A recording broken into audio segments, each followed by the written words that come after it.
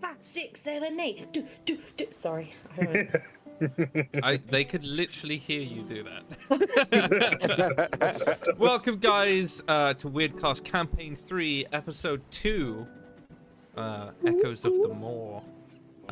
Obviously, as we always do, we're going to go... Oh, I need to take that away because you are here today. Obviously, as we always do, we will go around the table. Introduce yourselves because the audience cannot see you. Who you play, and a thing your character remembers from last session. So we'll start off with Calenthar. Who are you? Who are you playing? And what do you remember from last session? Hi, I'm Calenthar. I play a Blood Hunter Artificer multiclass. Last session, got some lore hints of my past party, which was kind of nice. Found out that the gnome aboard the research ship was actually linked to one of my old party members. So looking forward to finding out how that plays out later. Who wants to go next? Sure, I guess. I don't think no one else has raised it in their hands. I play Persephone, Bloom. I don't know, Tiefling Grave. I'm never gonna get any good at this, so may as well get used to this. By the way, me just rambling. Tiefling Grave Cleric. Cool. The thing that I remember is the Cliffhanger, dude. The fact that Roke is apparently the one who killed Thorn's wife. Wonderful. Keenan? Yeah, so I'm Cardiff Rogue. I play Keenan Moonsense, an elf bard with a flavouring, seasoning of roguish behaviour. And having had a really good recap from Persephone, I think Keenan would remember from last time moonwalking across the rope. Oh, yes. Yeah, I forgot about that. That was cool. Zephyr. Hello, I'm Mel. I play Zephyr, who's a cleric, Twilight cleric, and she is a half elf, half genasi. And what I remember from last session is that there's a murderer who has a thing for Zephyr. Yes. He likes them blue. Yes. He likes them blue. He does like them blue. Unfortunately, Nim can't be with us today. But I don't know what she'd pick as her thing to remember. A lot of stuff happened. But we pick off exactly where we left. Oh, The salty air hangs heavy, mingling with the very quiet tension of the onlooking crew. Above, a pale sun struggles to pierce through the streaks of dark clouds that now form, casting the deck of the Sable in muted light. The rhythmic creak of the ship's timbers and distant cries of gulls are the only sounds as the crew looks on with bated breath. Thorn steps forward, continuing his movement as his boots thud heavily against the wooden deck. His eyes burn with barely restrained fury locked onto the man before him, knelt and facing. Some crew whisper amongst themselves, exchanging nervous glances, while others grip weapons, their loyalty unshaken but their nerves fraying. It's like the ocean seems to hold its breath. As Roke kneels in the center of the deck, now been carried across, bound and bruised, the faint patter of rain begins to mix with the soft creak of leather straps as he strains against his bindings. His olive face, pale and lined with desperation, darts towards Thorn's crew.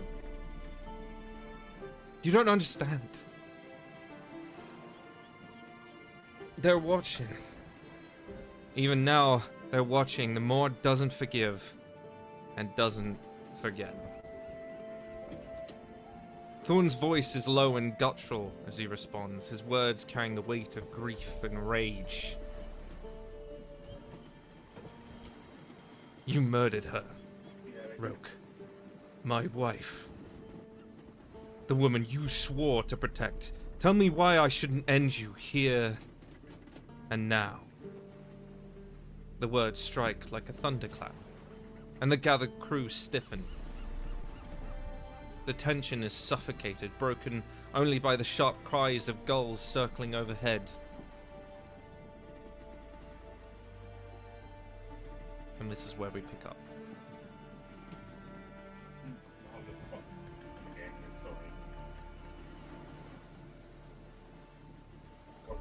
What would we like to do? Oh my goodness.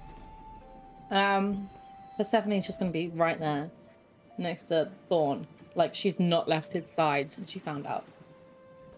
Mm-hmm. And despite her really not so intimidating look, she's fucking furious. And she's probably the angriest that any of you have ever seen her. Like, her hand is very obviously hovering over her mates.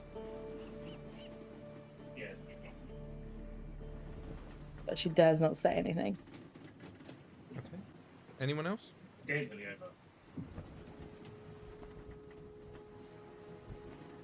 think Callum would be sort of like acknowledging what's happened, but he'll be sitting on the sidelines because he doesn't really know Thorn well enough to comment. And just kind of thinking through the events of last session, just kind of try to work out where he stands at this point.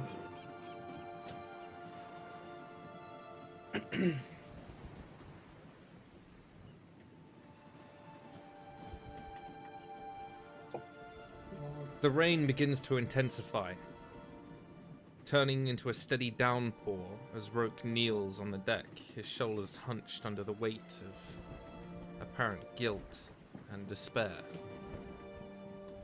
The droplets streak down his weathered face, mingling with the blood from a fresh cut on his temple where the crew had hit him. His bound hands tremble, but his voice is steady and filled with quiet determination to be heard. You think I wanted this, Thorn? You think I could have lifted a hand against her? Me? I loved her first. I swore to protect her, and that's what I was doing. What I've been doing this whole time. There's a murmur that falls across the crew uneasily. Their earlier certainty of Rogue's guilt now beginning to waver, and even Thorn for a moment pauses.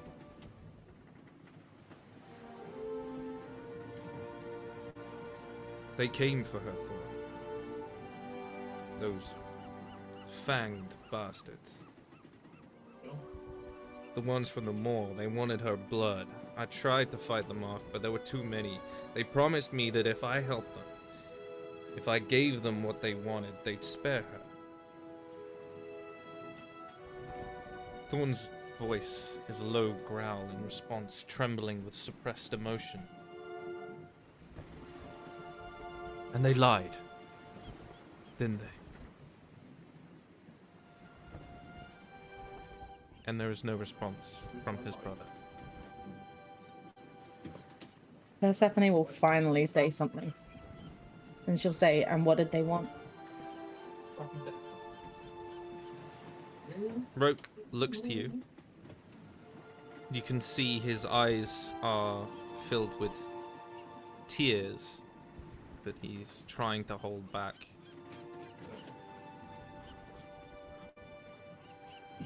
They didn't want her life, not at first. They wanted her spirit. They said her bloodline carried something sweet, ancient, something tied to their power. I don't know what it was, Thorn, but they knew. They made me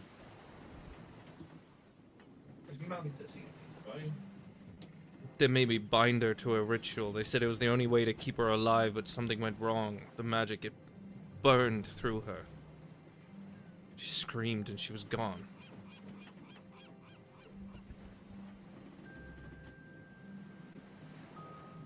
That is all my fault.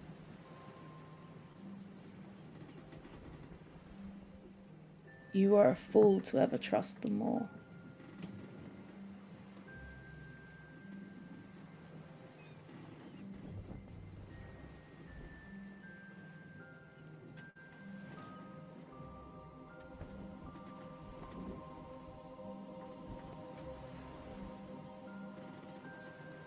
Rogue begins to cry and is sobbing, head bowed. Thorn, you can see him clenching his jaw before he spits to the ground and walks to look at the horizon.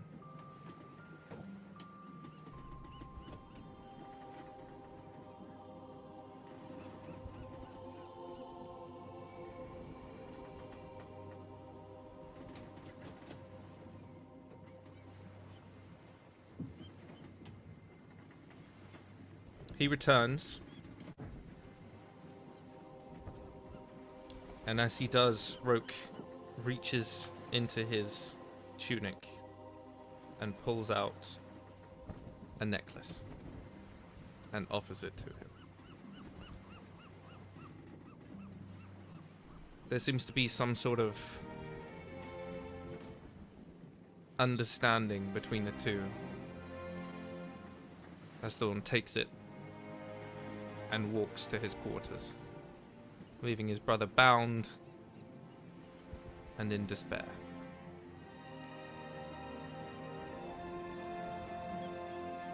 Persephone's gonna kneel down in front of Roke and say, I don't have the heart to ask him. And she gestures towards where Thorn left and says, so I'm gonna ask you. We share a name, don't we?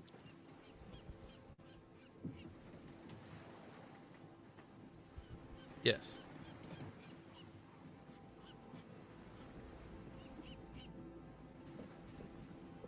She nods to herself and then immediately shakes her head and stands up. She is visibly shook and has to walk away. She goes up to the helm of the ship and just sort of idly hovers there.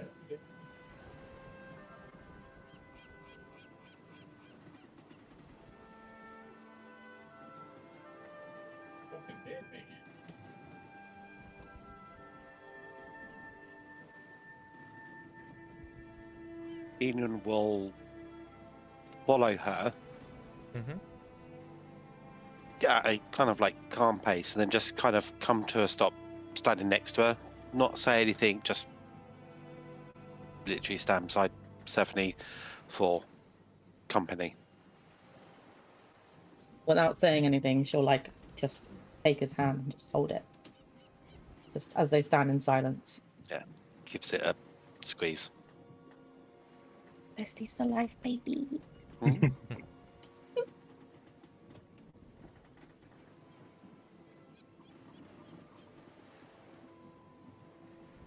I think Zephyr, throughout all of this, has just had this look of almost not disgust, but shame that somewhat this person who's been fairly nice to her has done something so awful to somebody that she respects and has grown to appreciate, and then it's just gonna walk away, not really knowing what to do.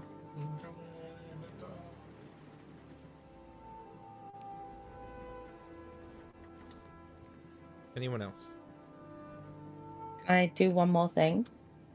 I mean, you can do lots of things. Okay. She's like, since she's been holding Keenan's hand, it's like she gets a bit of like confidence for a second, and she like storms back down towards him, and she like puts her fingers underneath his chin so he looks up at her. And oh, I don't know if I want to do this. And Check. Do it. inflict wounds. No, I'm kidding. Oh god, I don't know. She was just gonna say, if you loved her, like you said you did, Mm-hmm. why didn't you just tell Thorn the truth? If it happened how you said it happened, why didn't you just tell him that? Because the way that I see things is that you needed time to fabricate a lie. That's what liars do, right?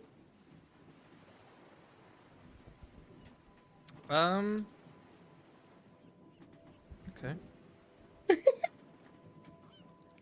He I don't like is that. sort of like head forced upwards.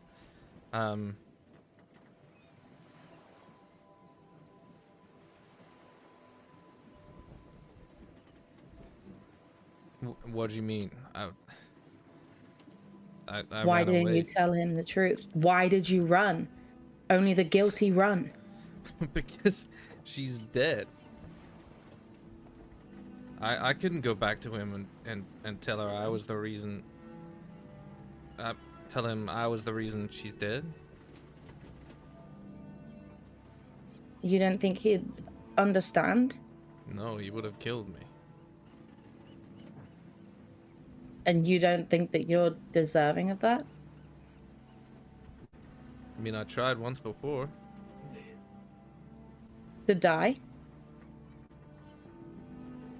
Just not. Can you make a Do you, like- perception check? Oh, okay. No. Oh, fuck yeah, baby. What is my perception again? I always forget. 22. There's a small amulet hanging from one of his dreads. Of a spider. She snatches it. Like, pulls it out of his fucking dread. Like, snatches it out. And then, like, you know when people, like, dangle them off of, like, their fingers? She, like, dangles it in his face. And is like, you follow her? So you've taken it off of him. Yeah, like, fully pulled it out of his dreads. As you do that, you watch as a long scar begins to form and open across the bottom of his jaw and then down past. He's got like an open shirt and you can see the wound just keeps going. And there's a small trickle of blood just beginning to soak the cotton. What is this? It is my curse. Very specific. You thorns, you're very, very specific. Not at all cryptic. I'm gonna need a little bit more than my curse.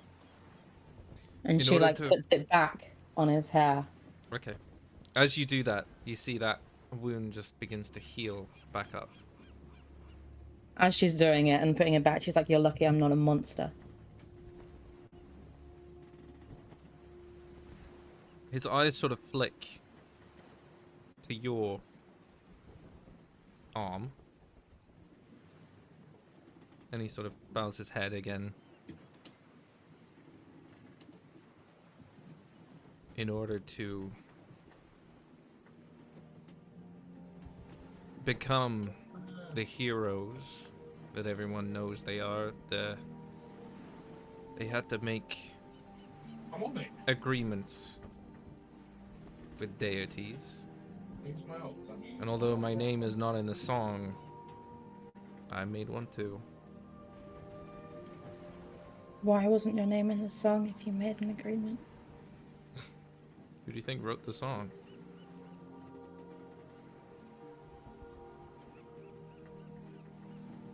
Did he do it? That's like, is she like, would she be able to sense any truth from him? Make an insight check. Yeah. Sorry, I got good insight too. I hope. I think, yeah, I got +6, so dirty 20. Ooh, very right nice. 30-20. He is embracing someone of his own faith, and given the guilt and the shock of seeing his brother for the first time in a long time, completely and utterly lying. No, telling the truth. God, dude, my heart. You can't do that to me. He is without filter.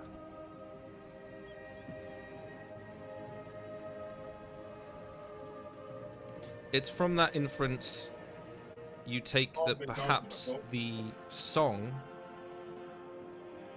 was written during the celebrations of which he was not involved in. Gotcha. And probably usually some form of revelry and things like that. And Thorn is mentioned a lot in the song, and you would guess that through his grief he probably used revelry as a way to get on with his life. Gotcha. She's going to sigh, look over at Keenan, and then she's going to sink to like a seated position next to him, next to Roke. And she's gonna say, I don't agree with what you did. I don't support what you did. I think you're a fool. But they were gonna kill her anyway. I have someone who was taken by the Maw too. So I'm trying to empathize. So if you want to talk about her, talk about what happened,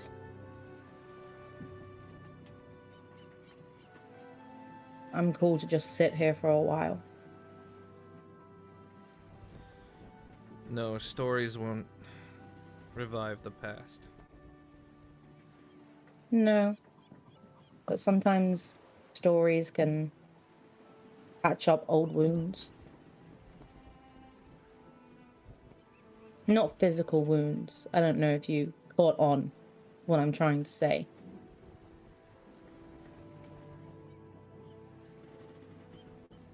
And not exactly subtle. She like shrugs and is like, never have been. It's part of my charm.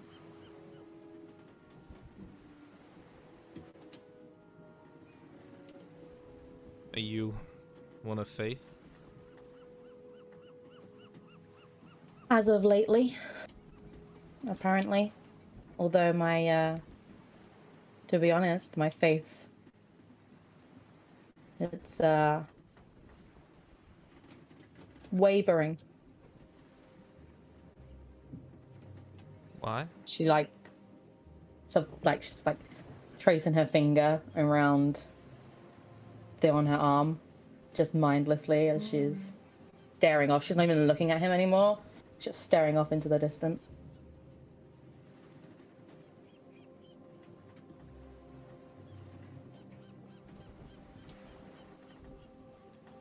You know, I was taught that she knows the destination. Yeah, I was taught that too. But I feel like there's a but coming.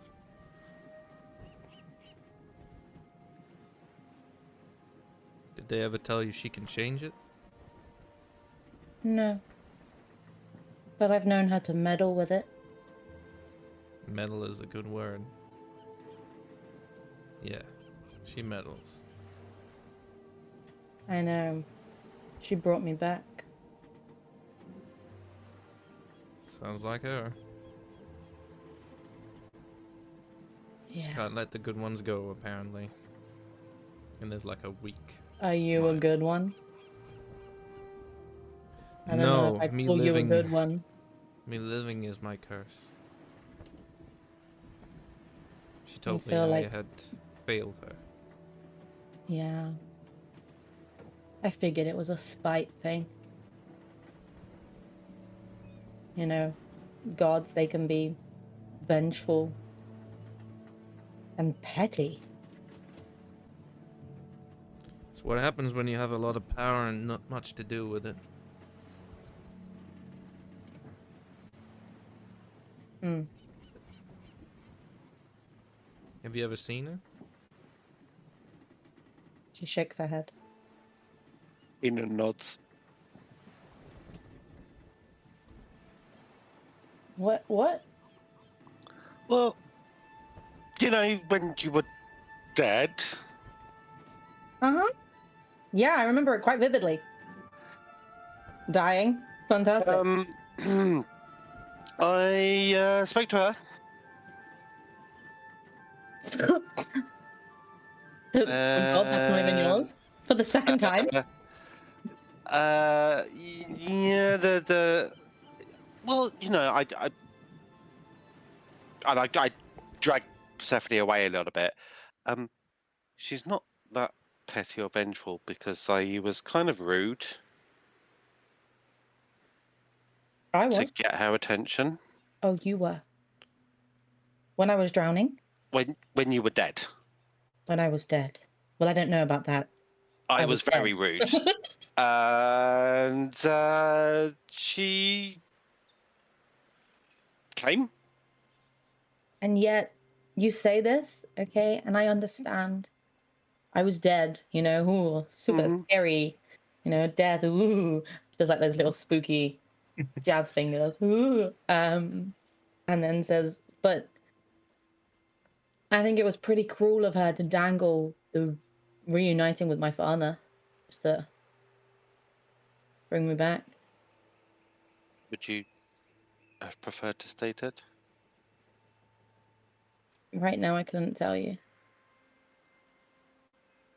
Then I'm sorry, because it was my fault. It's okay. She's like, if it makes you feel any better, I by no chance. No, I don't. I appreciate you. I I don't want to leave you. don't know if she could have done anything about you meeting your dad. Maybe that is out of her remit. But she brought you back. So I'm going to be grateful to her for that. She like places her hand on his cheek and like presses her forehead up against his, just closes her eyes, and she's like, I'm sorry. I didn't mean it like that. I just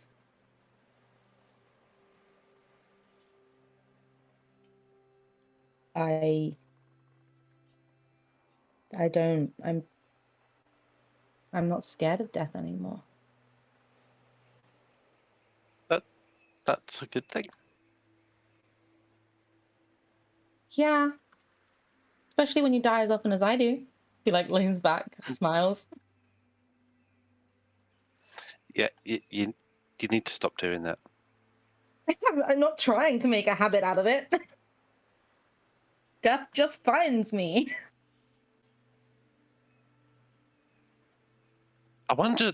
Do you know how you can talk to the we can talk to our gods, whether we can Mm-hmm. maybe have a chat with Death and say, give us a break for a little bit. I mean, it can't hurt to ask. But what do you have to fear of death? You've got me. As if I'd ever let anything happen to you. I'm not scared of dying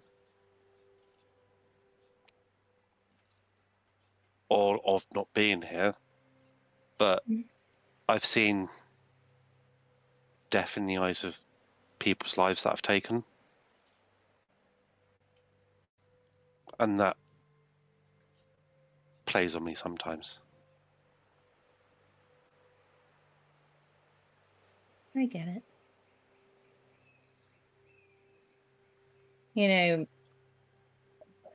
everybody thinks you're... I say everybody.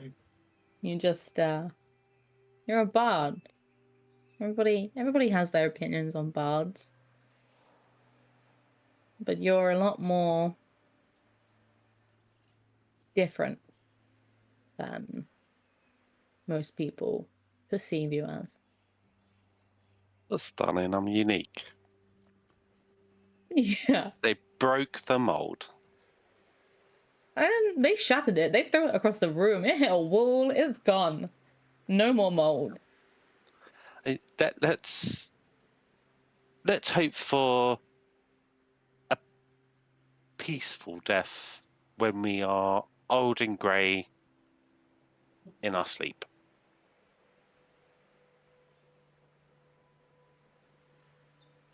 She takes a second. And she like takes a, you know, one of those big breaths where you can see like their whole torso sort of lifts up. And you see her drop it and she sort of slumps, slouches. She's like, you know what?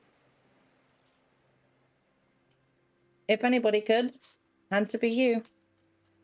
You convinced me. And Let's hope we die when we're old and grey. yeah. Old age. And you'll still have me bothering you then. Yeah. Side by side rocking chairs. Although she like takes a handful of her hair, she goes, I'm already white, so I don't think I have long. We can get you some dye. It's fine. And in the meantime, Death, if you're listening, I'll continue to deliver people to you that need to be delivered to you. If you could just do us that favour of looking the other way sometimes when you're meant to come for us. We'll do our best to evade you.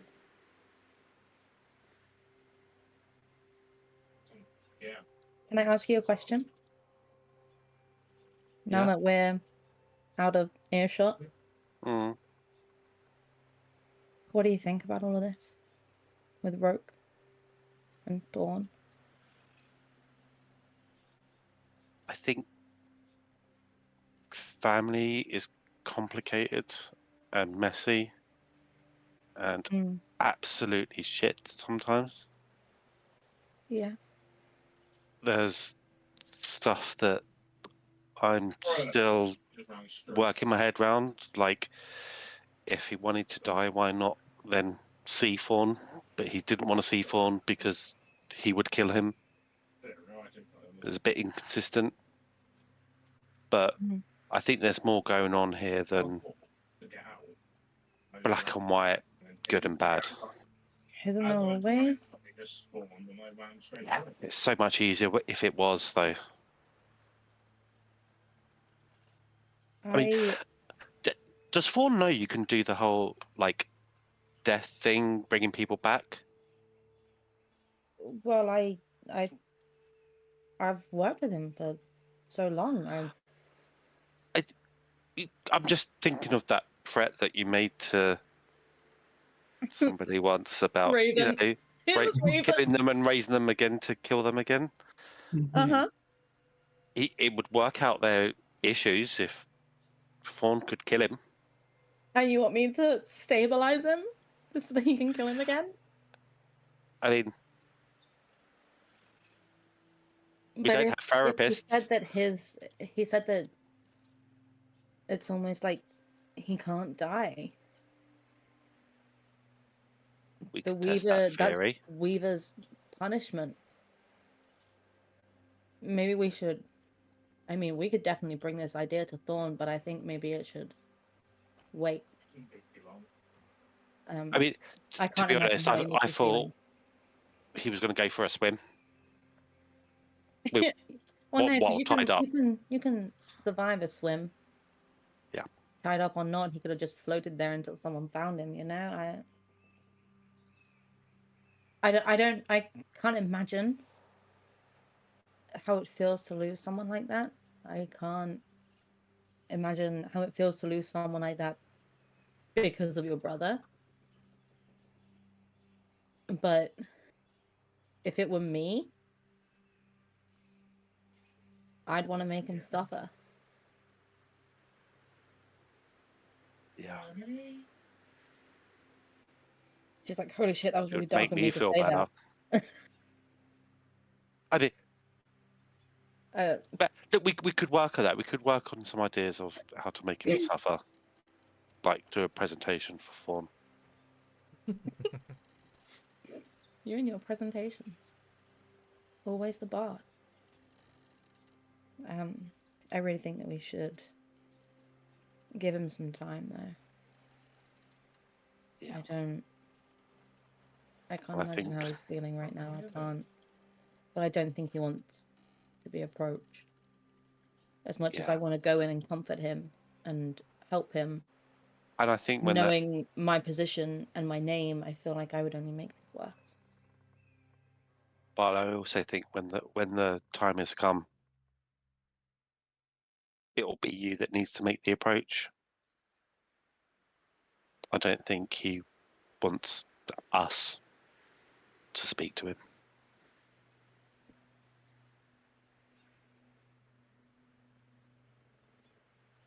Yeah, well, you don't have a choice.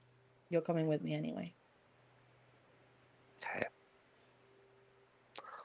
I can't do invisibility again today, so can we at least rest first? No, you're not going to be invisible. You're standing by my side, you fucking nutter. You're not hiding from him. Listen, he okay. And if he dismisses you, he dismisses you. Okay. If he kills me, bring me back. Always. But why would he kill you? What reason does he have to do that? Have you not heard about how they always kill the messenger? But I'm the one delivering the message and saying the message. You're just there for moral support. Okay. You're just... I'll stand there There. and juggle as a distraction. Oh no, don't do that. She fully laughs. Like the first time since this whole fucking ordeal, she fully laughs. And she's like, please do not juggle. Don't No, juggle. I won't juggle, but I'm glad I made you laugh, and squeezes her hands. She gives like one of those little shy shrugs, you know, and she like looks down. It's fine. And remind me to do your hair later. It needs doing. Oh, her hair is still it's wet, so you weren't here when I described it.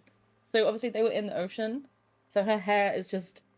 She looks like a drowned rat. She looks like she just crawled out like a well to tell you have 7 days style, you know, like Cousin It. She's just drowning in her own hair. It's also Bad. raining. Yeah, exactly. Yep. So it's worse. Somehow, Looks a mess. Keenan's hair is perfect. She's like, well, That sounds about maybe right. the fact that it's wet, you'll be able to braid it easier. But Well, yeah. We'll get We some should- tangles out and see what we can do. we should talk to the others and see if they're down to rest.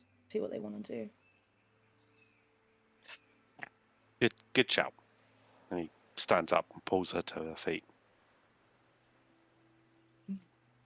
Okay. She's gonna start waving the others over. Hey, come over here, bitch. trying to like jump, cycling around, trying to get their attention. Like, over here. Look like you guys were in deep thought. Everything all right? Mm-hmm. Yeah. Just fucking dandy, mate. Totally doesn't sound suspicious. Joking. Anyway, Yeah. We were We're talking still about not where to married take our before you holiday. start that. you do know I can read lips from a distance, right? So what we no, we're not talking about this. We want to know what. Okay, if you can read lips, you know what we wanted to ask you. What do you guys want to do? Oh, You wanna definitely tired. rest? Definitely tired. What can we tell sort of what time it is in the day at this point? We've pretty been going for like a day and a half at least since we left the ship initially, haven't we? Yeah, because it was nighttime underwater. When we come Yeah, up, it was daylight. It's late afternoon at the moment. Like, should we sleep or wait and then sleep in the afternoon? Sleep in the evening, I mean. It's the afternoon. Fuck me, Jesus. As you guys are talking, you will feel like a gentle lurch as the sable begins to move away with some considerable speed. Oh, we're off. Who's at the helm? Is it someone that Persephone knows? Would you want to look? Yeah. Yeah, it's just a crew member that I haven't specified. No, that's fine. That's fine. That's fine. I just want to know if they had like a rapport. It's just gonna shout up to them. Where are we going? Like in the middle of the conversation. Like, where are we going? What? Where the fuck are we going? You're the first mate. Surely you'll know. I just fucking got here. Salt Bay. Head us to Salt Bay. Ah, no. No. It's too far, man. We've already got a destination. Yeah, and where the fuck is it, dipshit? You'll see. No, none of this you'll see bullshit. Like Just you you'll just said, see. I'm the first fucking mate. Tell me. Thorn said to wind you up. That's all I was told. Like you can see her jaw fucking ticks with like anger. Like, son of a fucking motherfucker is lucky I'm being fucking not fucking motherfucker sand motherfucker. Well, Sounds that's like great. Thorn's I feeling wanted better. to make a request so that we could start heading towards the fucking more bullshit cunt. And you can Do see you that wanna she's make like a- very angry. Do you want to make a survival check? What? Sure. Maybe you got advantage from your. Yeah, but is it because it's not a water-based survival, is it? You're in the ocean. Yeah, it's nautical. Yeah, but it might not be. But thank God, okay, because I rolled a 2, okay, and then I rolled a 14. No, a 16. I can't count, so that makes 22 because I have a +6, baby. It looks like you guys are heading northwest. Fuck, she's gonna fucking fucking get Callan to get fucking. You're good with maps and shit. So If we're heading northwest. are we heading towards the moor? Well, it's She's like northwest slapping from where we last knew we were, or is it northwest from where they're traveling? Northwest from the last time you knew where you were. Let me check my notes. Not me looking for the map. He put it in the fucking. Yeah, I Well, not did. in the fucking. He put it in the nuts. I'm not good at this. My memory, it's not good. memory. The ADHD no. brain is ruining me. Haha. North, east. We on your in the chat. You wrote the thing. You drew the picture. Yeah. I'm looking at it. Just give me 2 seconds. My brain is not working. Right. So northwest, it would be, I guess, somewhere towards like Tide Home. Is it the way that Like the same way that the thingy emoji on my boobity beeps is traveling? Are they just heading towards the dark moor anyway? Is what I'm asking. There's no way for I you to wouldn't know. Yeah. Shit. Okay. She's just gonna have Roughly Mm, northwest. if I was to know, I don't know whether Callum would know. Well, the roughly northwest would have been. last time you sort of knew where you were on the eastern side of the peaks of Hailfaller. Okay. So I'm northwest. just going to say that we are. She's just going to assume. She's going to make an ass out of you and me because she's going to assume. Straight up. She's going to be like, well, I'm just going to assume we're doing it, but I was going to make a request that we go towards the moor so that I can be reunited or try and save my friend. You can see that she cringes at herself when she says that. Why did I say that? That was kind of the point of us going through the portal to find your friend. Yeah, Okay, you don't have to may say have it, jumped the gun a little bit on that on my part. Sorry about that. As you guys are all conversing, trying to figure out where you might be, the door of Thorn's quarters just slams open with a deft rattle.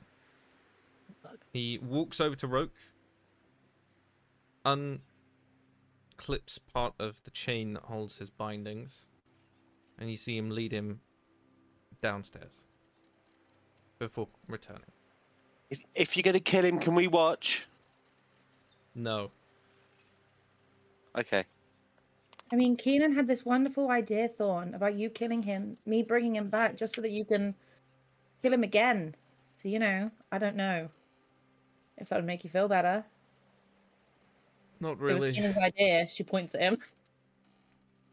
She just thrown him in the deep end.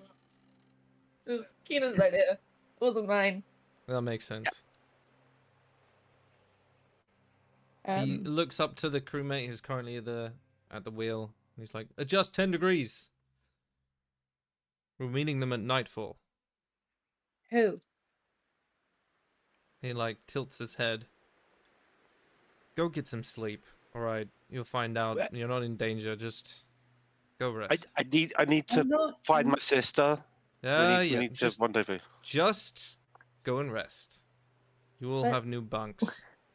You're welcome. I'm more worried about you than I am me. I get plenty of sleep. That's not what I mean. If I was you disobeying a direct order. Yeah. I think she's inviting you to sleep with her, Fawn. What? I would never. Like, no, I wouldn't. That's not. Would sleep. Sleep. There's like a soft smile, and he's like, "Shame, I'm very comfortable." And he sort of walks up the steps to the wheel.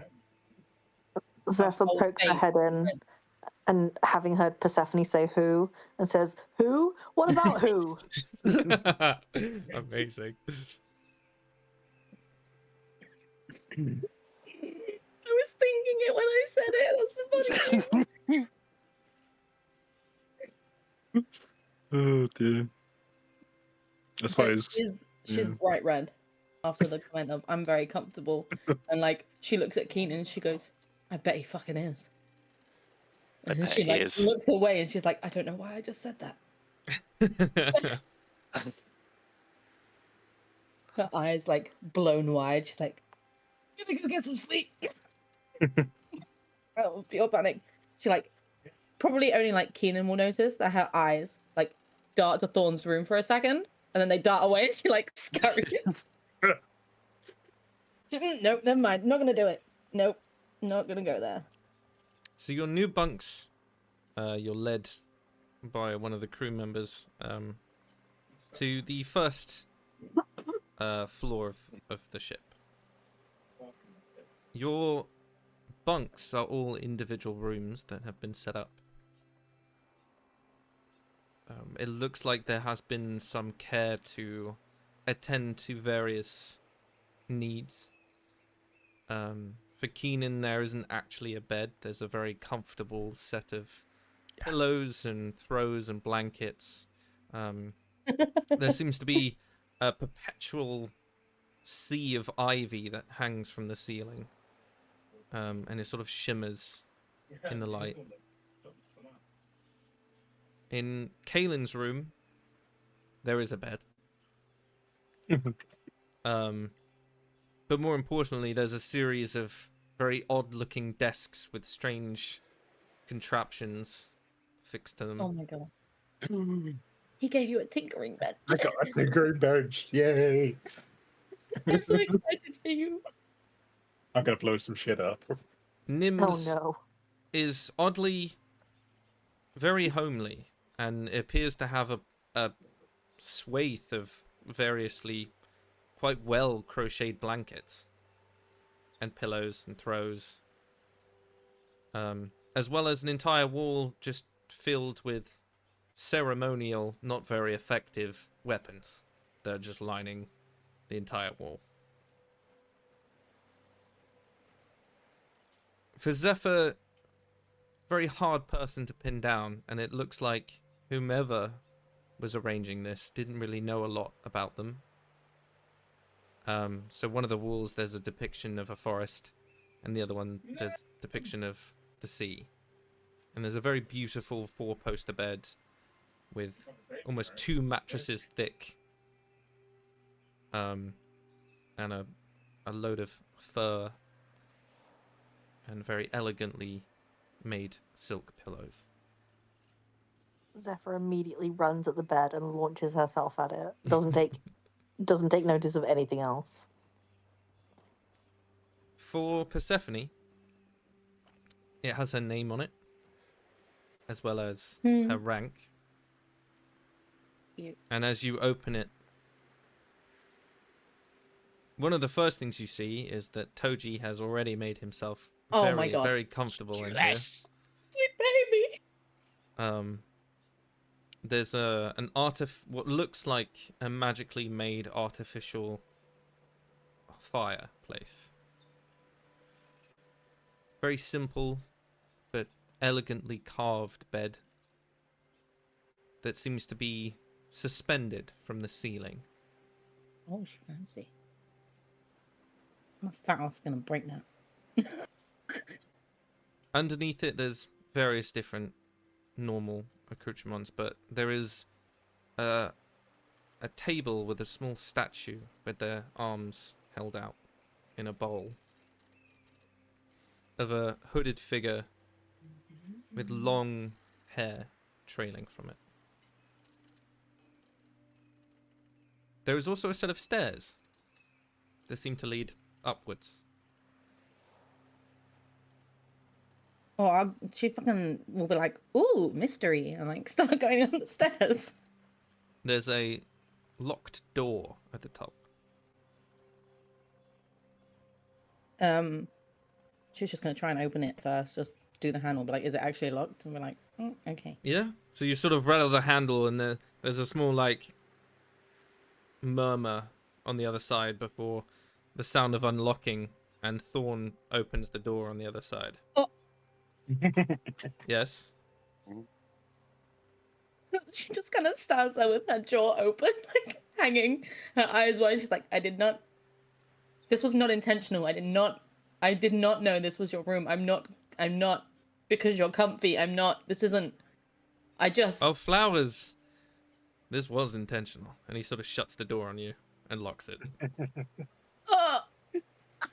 She like, she doesn't move. Like, you notice there is a bolt and a lock on your side as well, but it was very intentionally done. You know the sable is quite old, and the sign on the door is very worn. Oh, what the sign on my door? Mm-hmm.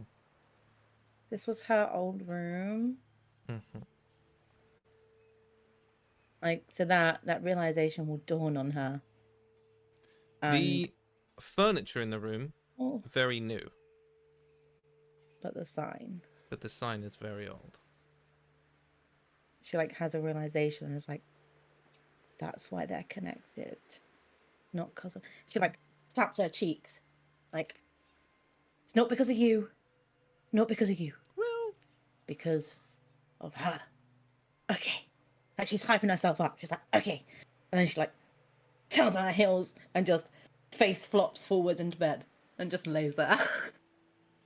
Doesn't get undressed, So just flops forwards. you all benefit from a long rest. Woohoo. And I'm going to flip it on his head. And I would like Oh. you to tell me what you dream of. Shit. Apart from Zephyr. Oh no. No, that was so cute. Oh no. No, don't do that. That's So, like, Kaylin, no. what do you dream of in that night? We all know what he's dreaming of. I don't really dream though. My name's Holly. Bow chicka bow meow. I think You don't dream, but you think on things and you can Yeah. relive memories. So Yeah, he like In a way ponders, you doesn't dream. he? Yeah. I think he'd be thinking back to the last time he saw Barabbas, because he was mentioned by that Tinkerer last session, mm-hmm. and just wondering how the hell he might be linked in with researches on Leviathans and possibly connections with the Maw as well, because it seems very out of place Mm-hmm. with him. And obviously thinking if Barabbas is around, Holly's probably about too. And where's my response? Sort of like, why have I been left on red sort of situation. Instead, like overthinking it. Forgot your phone. That's why. Yeah, that would pretty much be it. What does Keenan meditate on? Or dream? Keenan will, having been dipped in salt water and soaked thoroughly, will feel that salt itchiness on his skin, and then will start meditating on a naked beach party he went to once. Oh my god. Like with the salt reminding me of the sand and songs that were playing and people enjoying themselves. So an orgy. Great. Yeah. Persephone. Yes. She. Oh, fuck. She's gonna have a very awkward dream. A dream that she no doubt wakes up embarrassed from. It's gonna be on the ship, and much to her surprise, it'll be Thorn and Kozar Sex dream. meeting for the first time. Oh. And she's Persephone just standing savage. there, like, oh, this is so weird. Oh, this is so. It's just like looking between the two of them, like, oh my god. Oh, it's like there's two of them. What is it going on? Like her whole dream is just her freaking out about Kozar and Thorn, and then she has like a moment where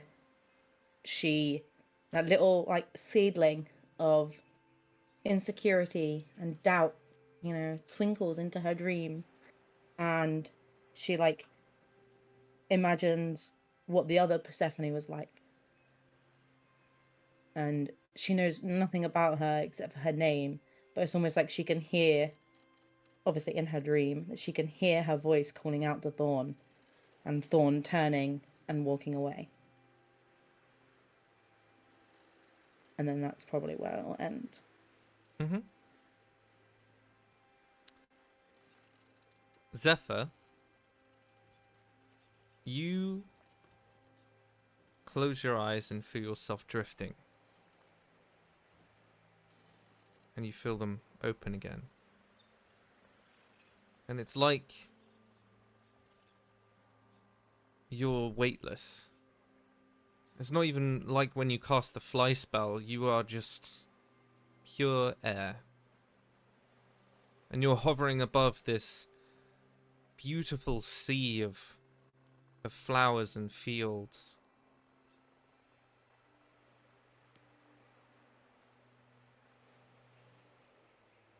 And as you look across, you can see a small dust storm beginning to rise in the distance.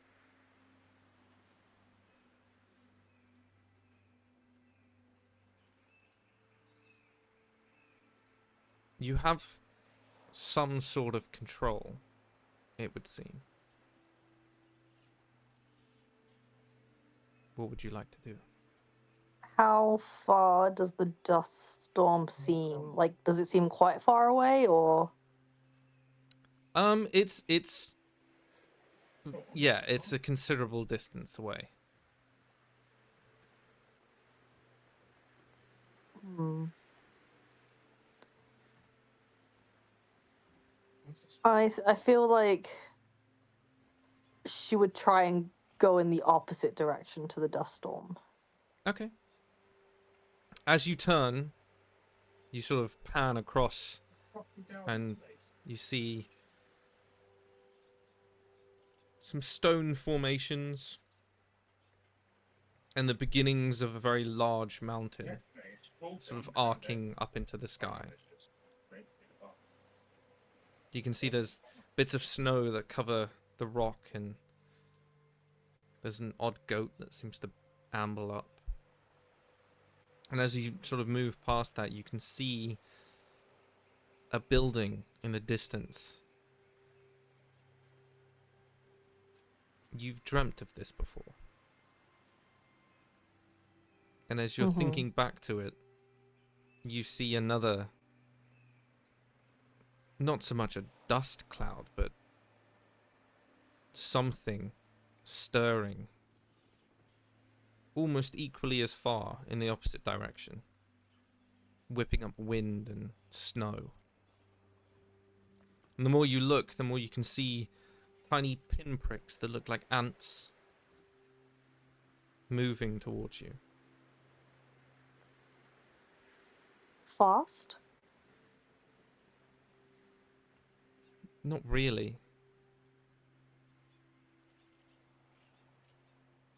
I think she'd try and get closer, but still keep her distance. Just try and see what those pinpricks are.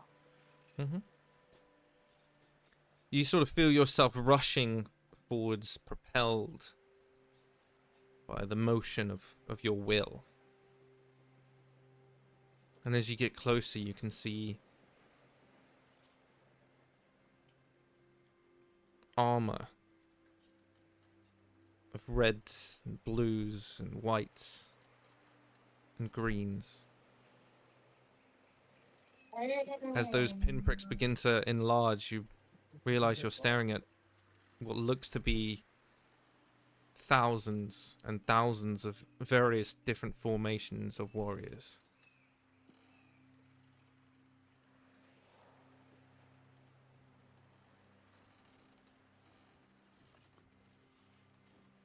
How big is this, like, dust cloud?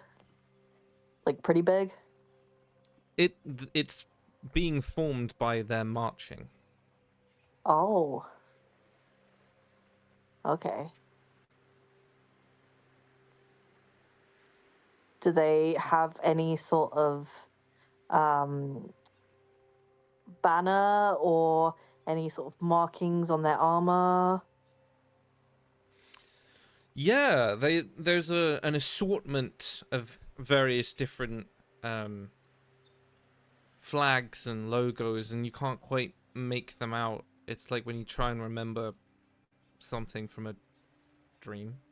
But you can tell they are different, and some of them are like a small cluster of people, some of them are vast formations of maybe hundreds in each square.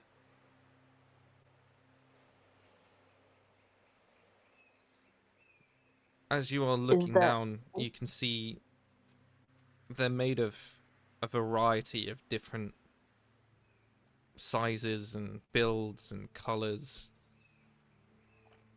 races.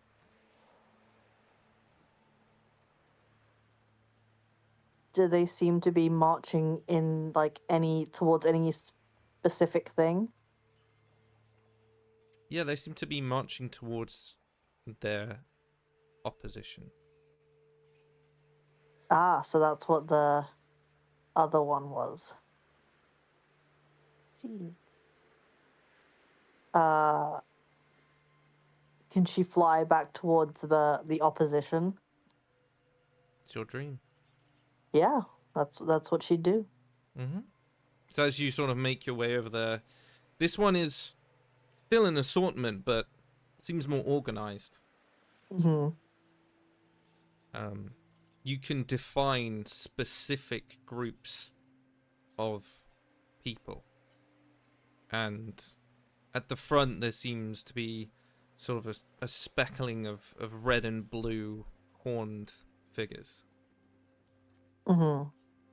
And behind them, a long trailing sea of green and gold. And next to them, an equally as large but differently organized, almost more in circles than squares, less regimented. And these people are wearing different colors of the changing autumn. Mm-hmm. And you can see leaf emblems and strong, beautifully elegant armor. Is this group also like different races? They are all elves. Oh. You've never seen so many elves in one place. Mm-hmm. Do they seem to have like a specific leader, like that they're following, or is it, you know? Each person does seem to be following some sort of commander and lieutenant. There does seem to be some Mm-hmm. sort of hierarchy, but right at the front line is this speckling of red and purple, and leading them is a very familiar figure that you have seen recently in a painting.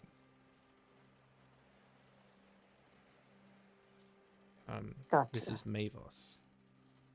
Oh.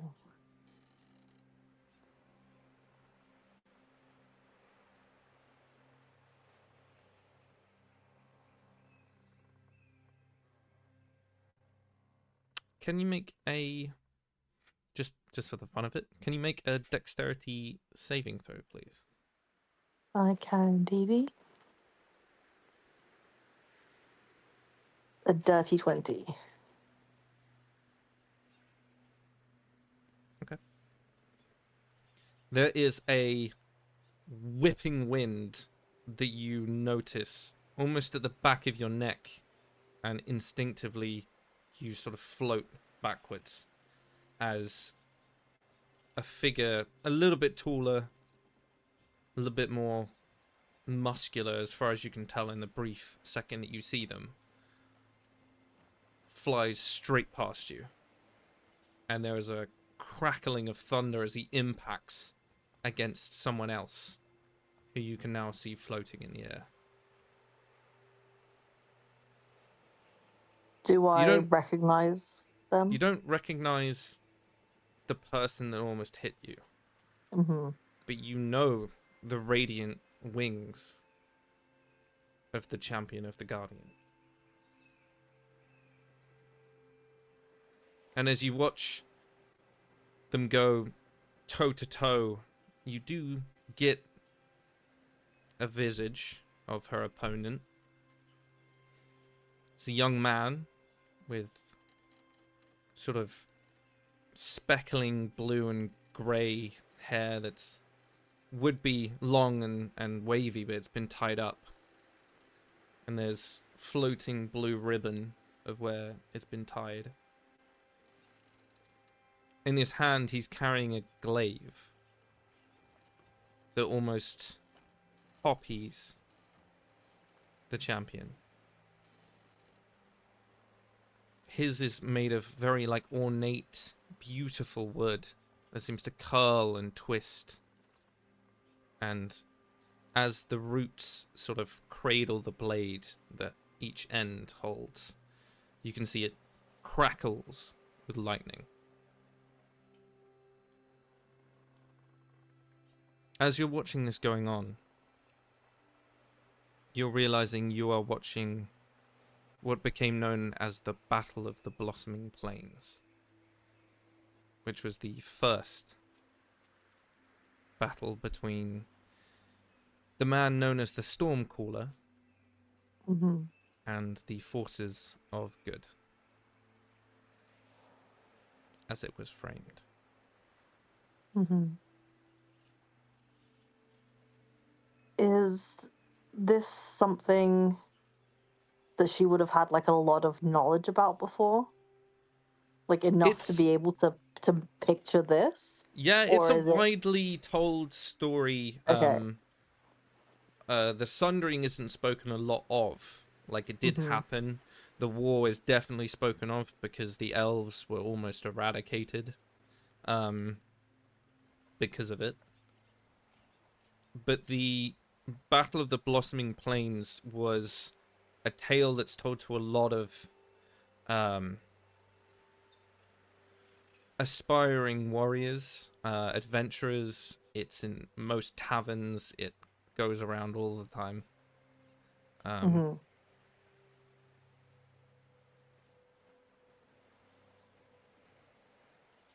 But as you're watching it going on, you yourself feel angry. And it's not an anger at anything specific. You just feel very intruded. And as you're watching it going on, there's some context that's never quite been explained. And there's something within you that, seeing some of the elementals now on the ground, and you can see large figures floating in the air, almost anticipatingly waiting for the actual battle to begin.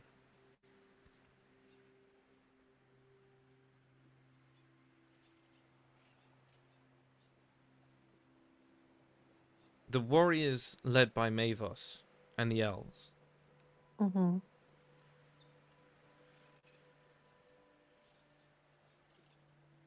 are invading.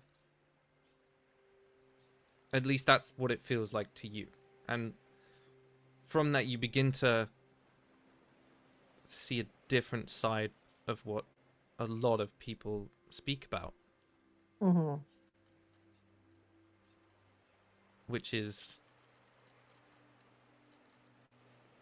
that at some point, some of the people in the Stormcaller's army, some of these people that look like Genasi, people who you could say are sort of your kin, lived in this area. And for them, it was an invasion. And they lost not only their home, their lives, but a lot of their culture.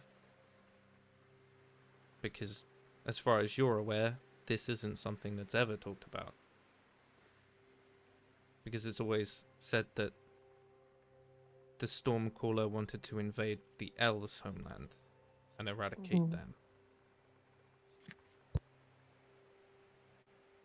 And all of that's coming from these spiraling emotions that you feel coming off of the Genasi warriors underneath you.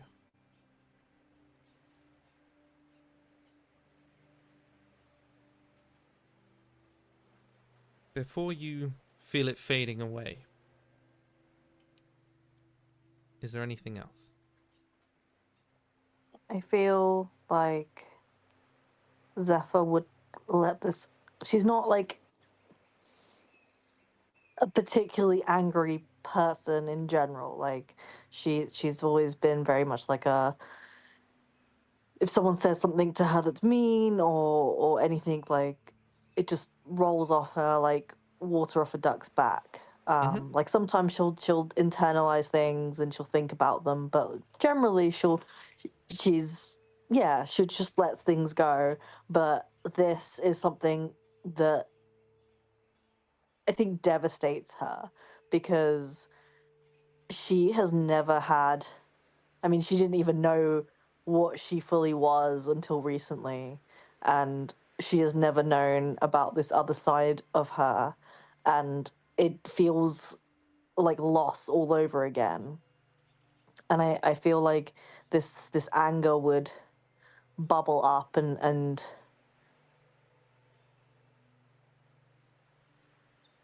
this seething within her, and I feel like it would manifest physically, and I'm trying to decide like how. I I feel like it would just kind of erupt from her, like just this like maybe she'd use gust or something, like, but instead of channeling it to in a specific direction, it just encapsulates her and just rolls like off her into like every direction. Love it.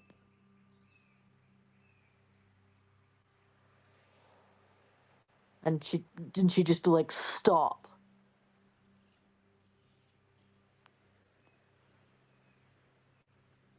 As you say that, the entire scene freezes.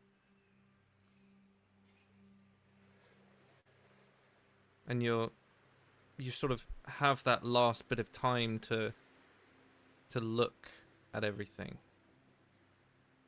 And you look at the man and Sonara fighting, and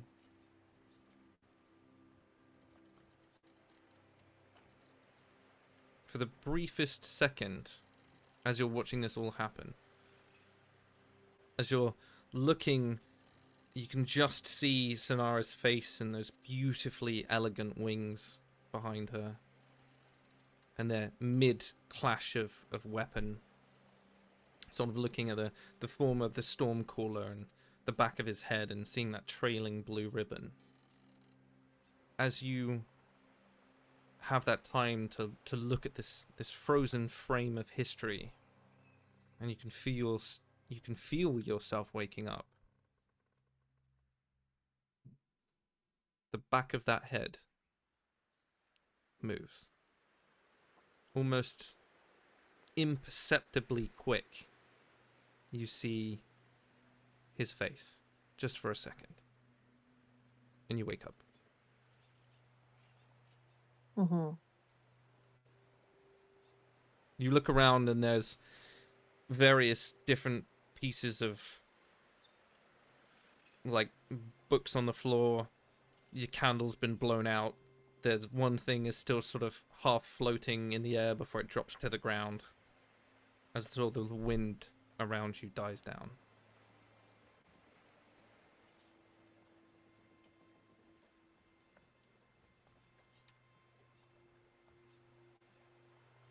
Was there anything familiar about this face? No. Okay. The thing that was eerie about it is it was the only thing that moved. Mm-hmm. And roll me an insight check. How insightful am I today?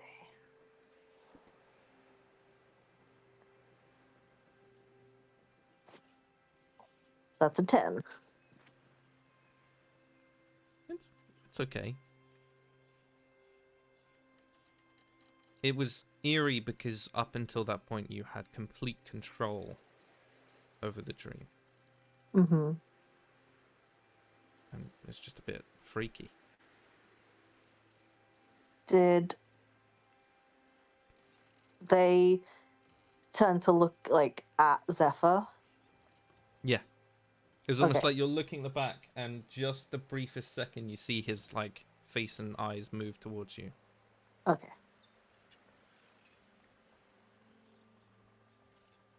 Yeah, I feel like she's like gasping, ironically for air, and just trying to cling to as much of the dream as she can, Mhm. to try and remember it, as many details as she was able to. Mhm. Yeah, and just the face especially, I feel she tries to remember it and like almost like she's building a sketch in her own head. Mhm. Yeah. Keenan, you are the first person to sort of rise and make start to the day with your boundless enthusiasm. What have you been doing this morning? Keenan has been doing his stretches and kind of like yoga poses and stuff.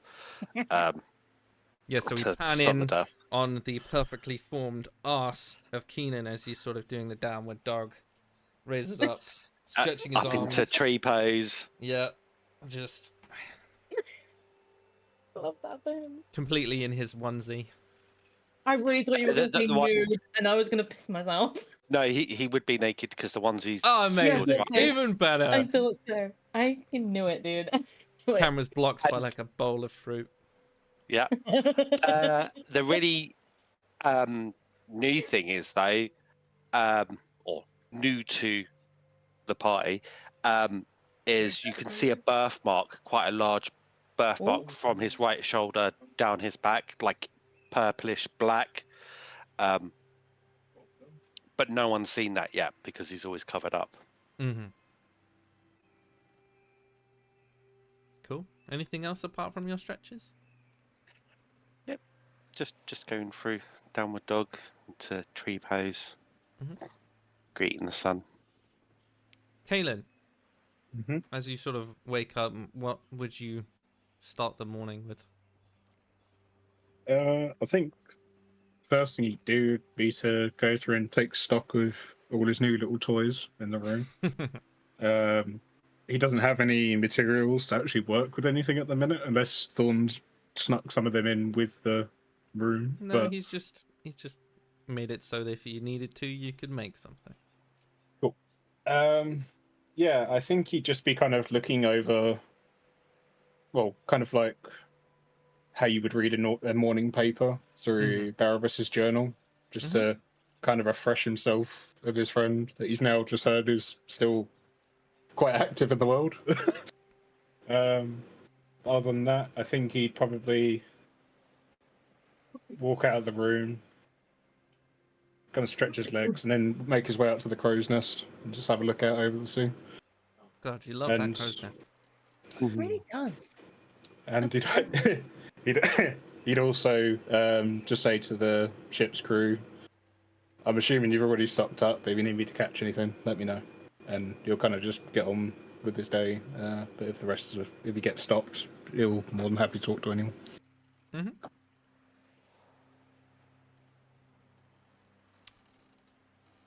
Zephyr, you awake with a gasp. What would you start your day with? Apart from thinking about what the fuck was that? But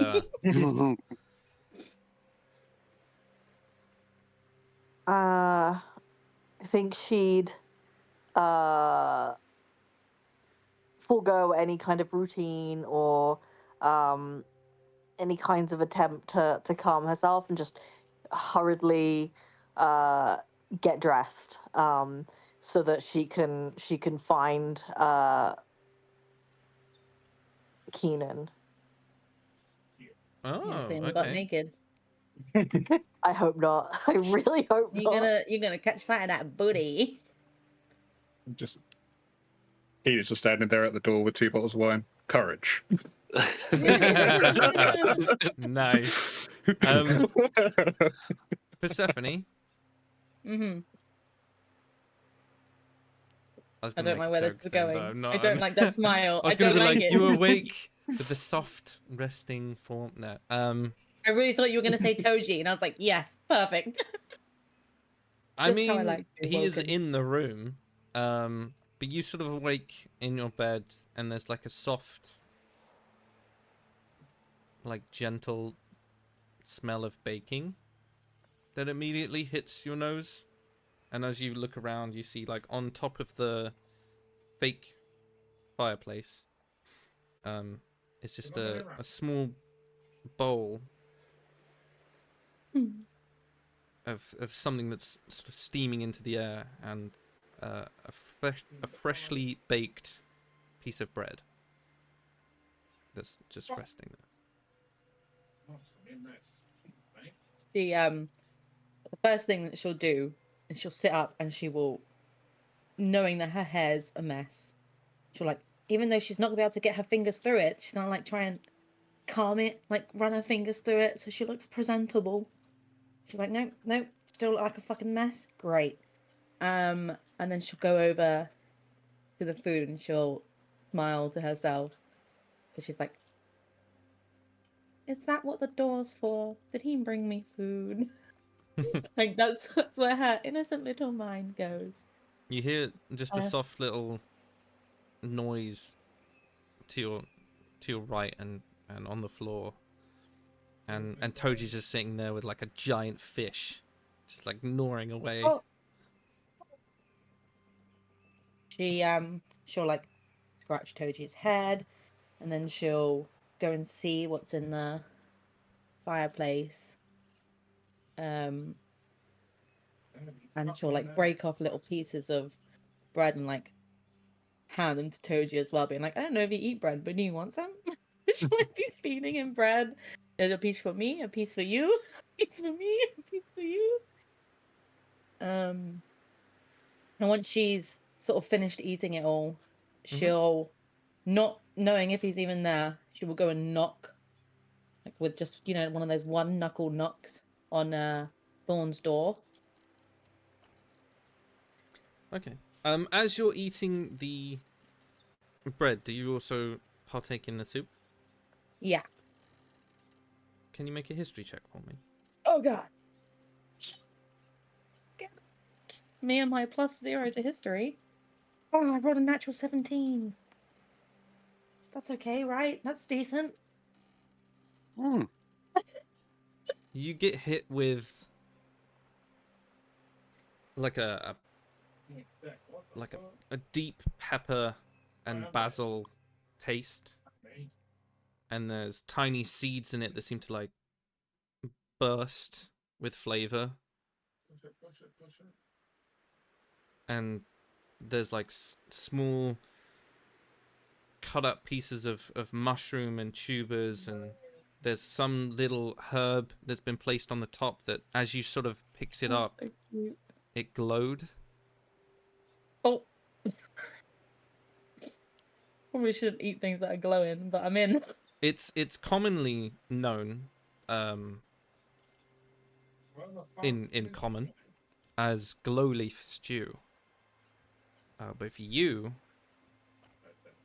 it's Velarinda, and it is a culinary dish from the wood elves of Kaloria. Oh, okay.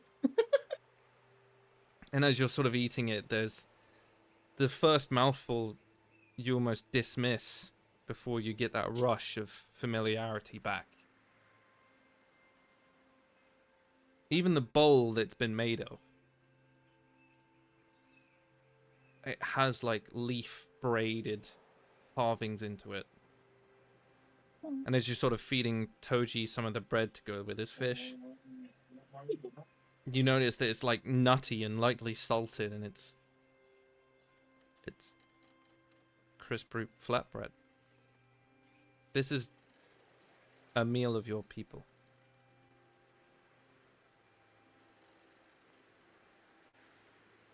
That's so sweet. But also, how the fuck does he know my people?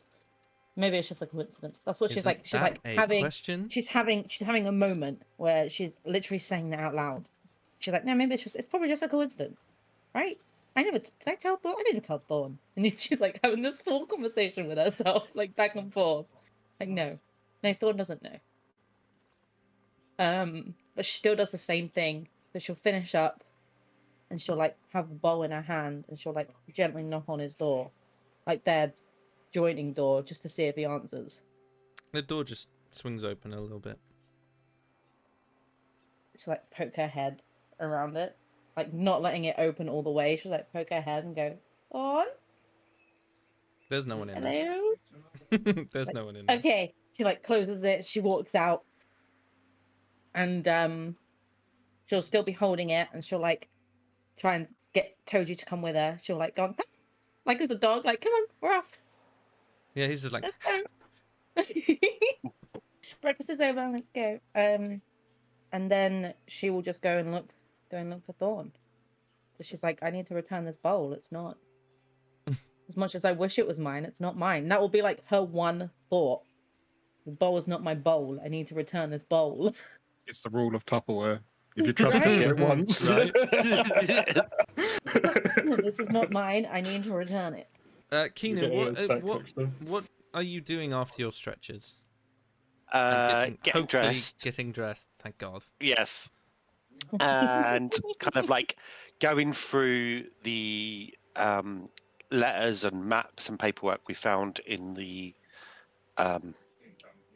vault. Ooh, God, I forgot about them.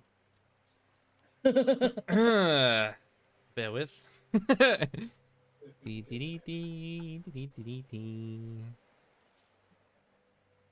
Nope.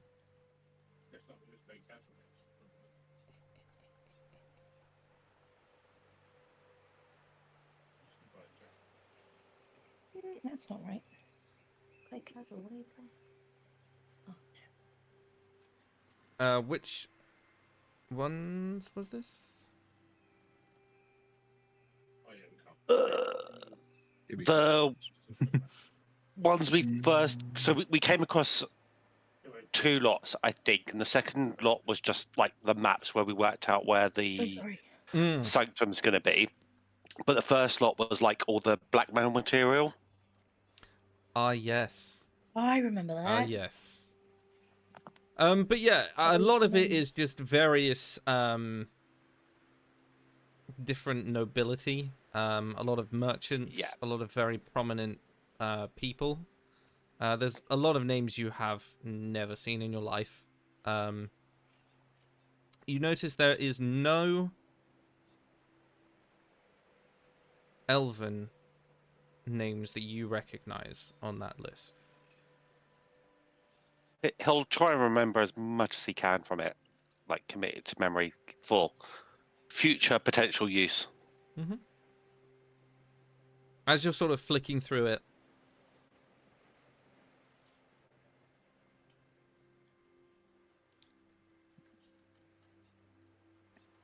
it looks like there are pieces torn out, and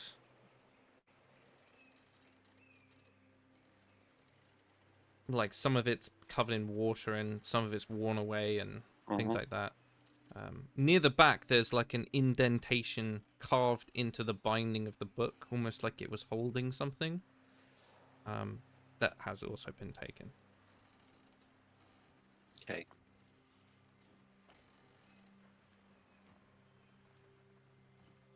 Is it like just like a circular dent, or is it shape that it's recognizable? It's just a cube carved out that you could just Right, yeah. shove something in there. Okay. Yep.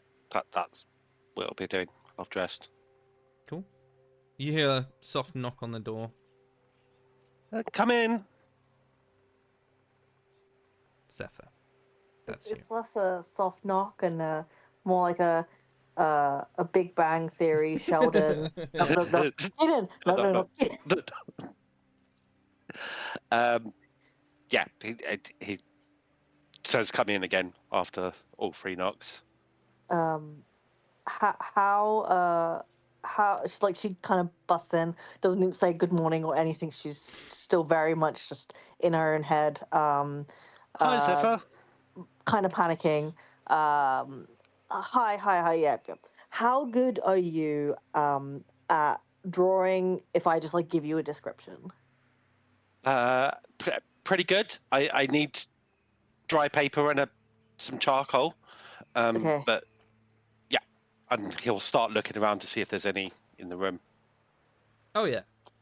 Yeah, this room has been tailored to you. So yes. Yeah. There is a lot of paper. I assume.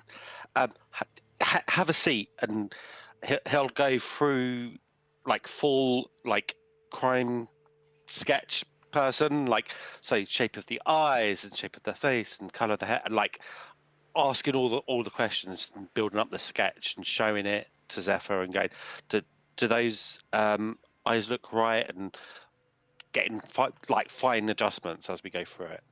Mm-hmm. And yeah, Zephyr will just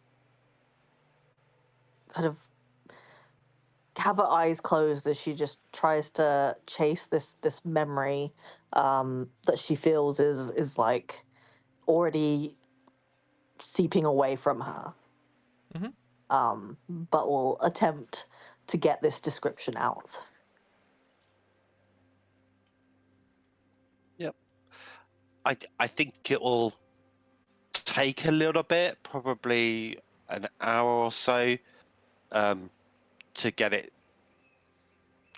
as detailed as possible, like with those questions and Keenan asking Zephyr different questions about nose shape and things. It is it's quite easy for you to give a description as much as you could of this person. So is that still that same sort of silver and grey and blue hair and tied up in the ribbons? And the more you think about it, the more like their forms seem to move and shift a little bit. So their skin wasn't completely tangible. Mm-hmm. Almost like an element given form. Mm-hmm.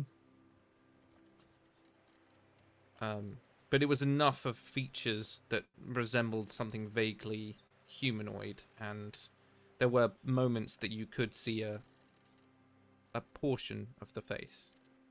Mm-hmm. So yeah, you are quite able to give him I something. think hearing that as well, Keenan will use the same technique that he did with Nim's painting. Mm-hmm. So that it, like, if you move the picture, it kind of like adjusts slightly what it looks like to kind of like capture that it's not quite tangible aspect. Love it. Amazing. Make a performance check for me. With pleasure.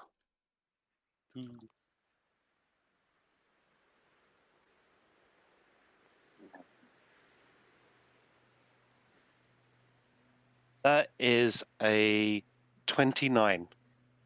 Hot damn. Got it. Damn. Yep. It's amazing. It's almost strangely beautiful. Oh my god. Oh. Excuse my husband. So sorry, guys. Ew, Zephyr, like once the drawing's done, Zephyr will kind of like reach out and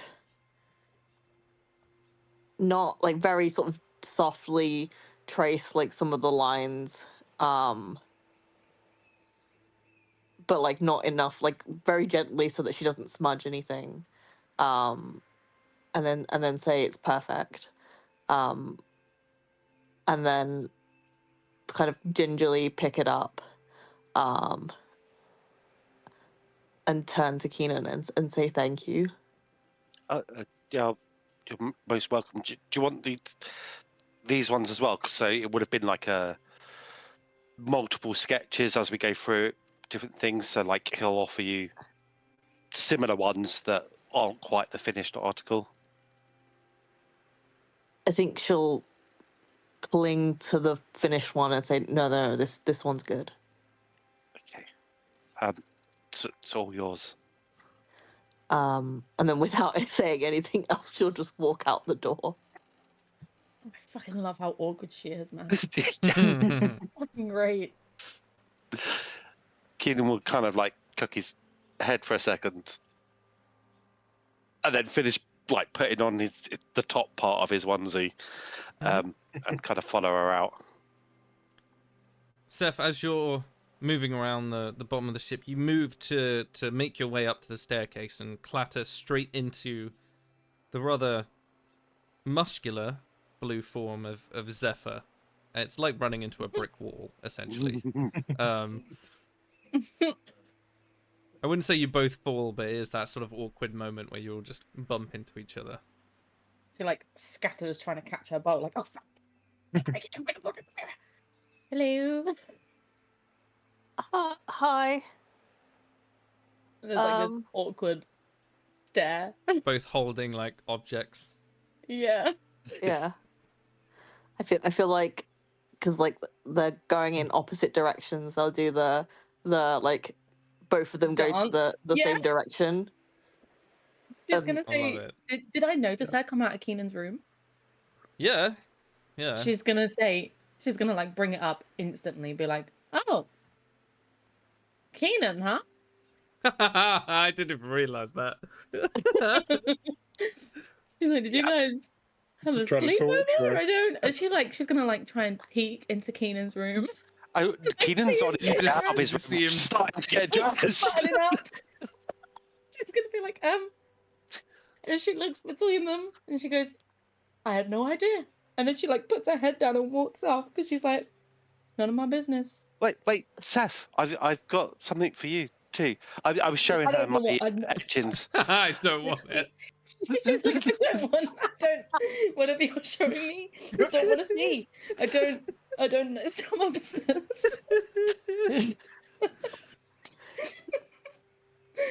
She's like already jumped to conclusions in her head. So she's like, nope. You were showing her your what? I don't know. I've got your paintings from the vault. That immediately gets her attention. She's like, can you... Yeah, they're hit like.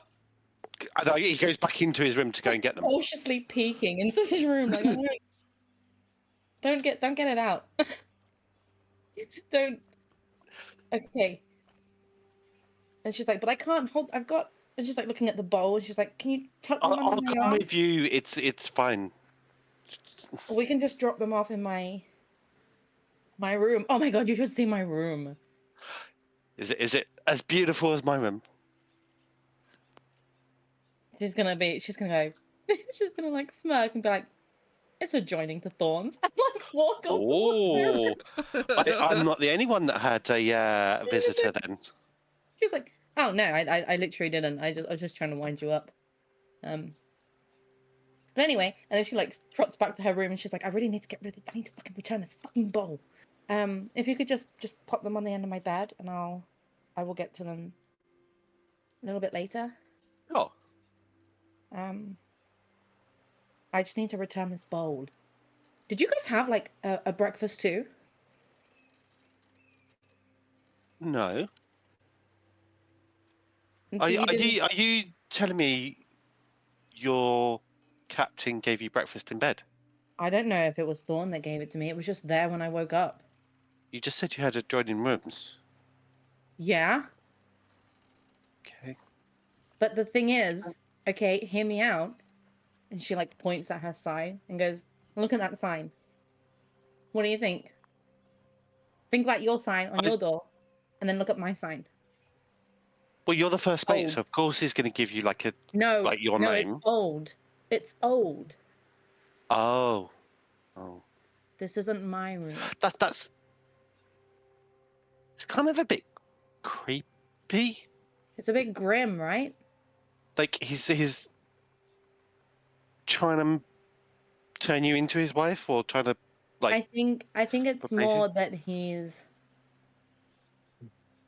I remind him of her. So he's not trying to turn me into her, but he's trying to reminisce. Does that make sense?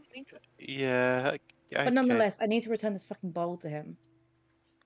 Because it's not my bowl. And even though it's from my people, it's not my bowl. She's like waving it in the air. Like, it's not He's my kind of like bowl. turning his head around to kind of like look at the bowl. Oh, she hands it to him. Like, oh yeah, sorry, it's a bit dirty. It's used. Careful. Of your people, this is She like Elven. she like gives him like a fucking, as if you don't fucking know. Look, like, come on now. Oh. Yeah. But Roke knew that you were, No. or he knew of Roke Blooms. Knew of Bloom. He didn't know the Blooms. But if Roke knew of Blooms and that your people, Yeah, maybe Thorn. maybe Thorn does as well. and that's a problem. And she snaps the bowl out of his hand. She's like, because then Maybe it's not a it makes problem. my fears worse. And she like gets all stressed.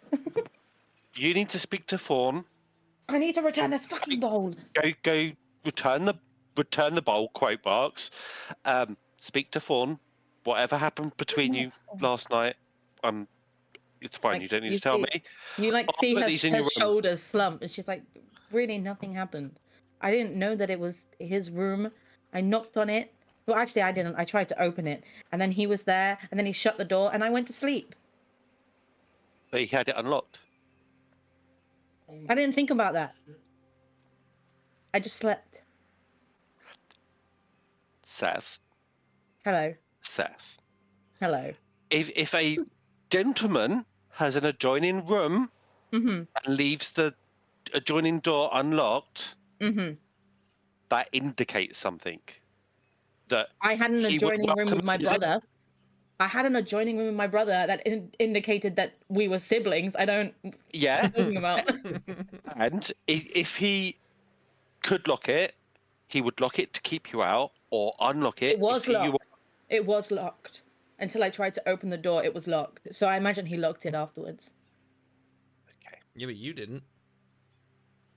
Shut up. She didn't think about that. She was too overwhelmed about the fact that it was his wife's room that she was like, I need to sleep. She just kind of collapsed. Just saying, I know you have a thing for half orcs. I don't think Kozar would have minded. Oh my god. I'm You're not. a He's- free agent. He's my captain. And I have the same name Yeah, and he title. is. Oh, Captain, my Captain. She's gonna say, and I have the same name and title as his deceased wife.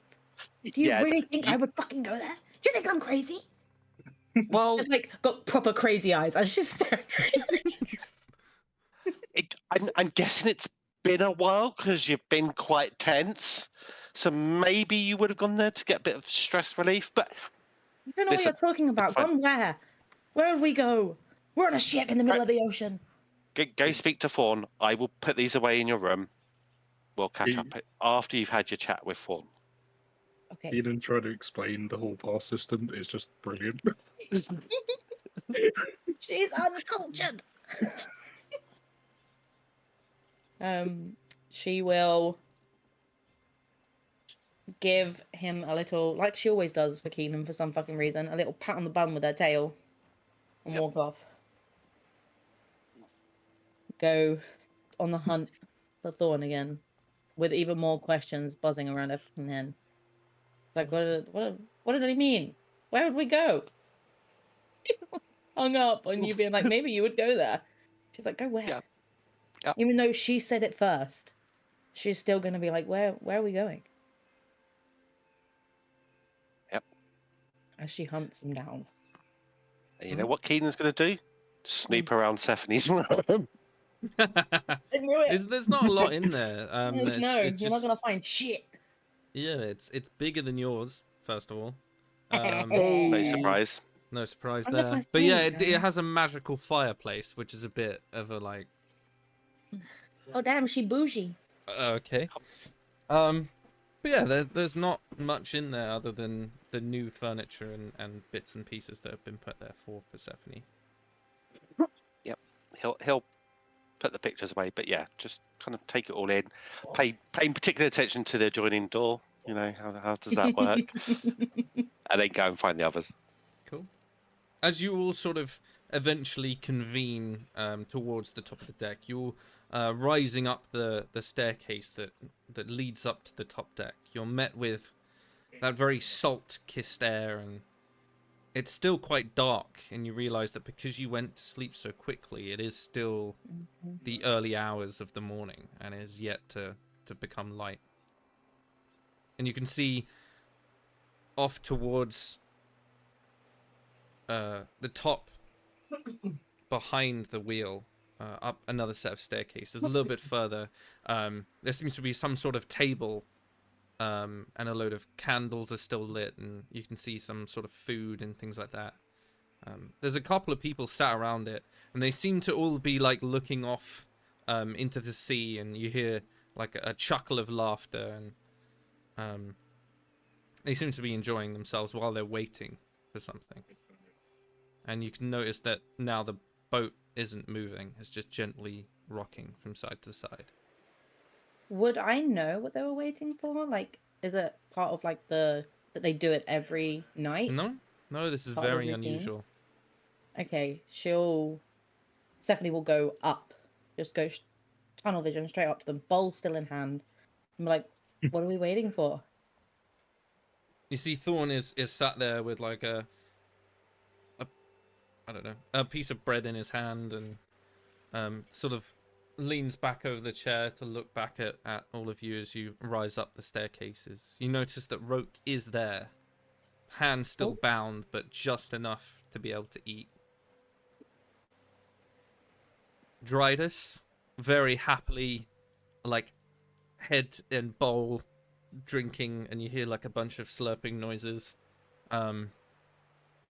and a soft voice from the fourth chair, and you see the back, a very high-backed chair. You assume that it would have been Thorn's, and he's given it as a customary gracious guest. You can sit here. And as they're sort of talking, there's another joke and a soft laughter, and it's very melodious, and you can see an outstretched hand picks up an apple, a very slender and not at all weathered by the sea. Do we recognize the voice? It's just a laughter at the moment.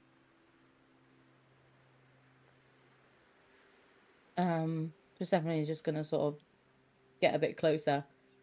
Are they drinking like, is it the same soup? Can I tell? It is, yes. She is gonna, in the same kind of bowls?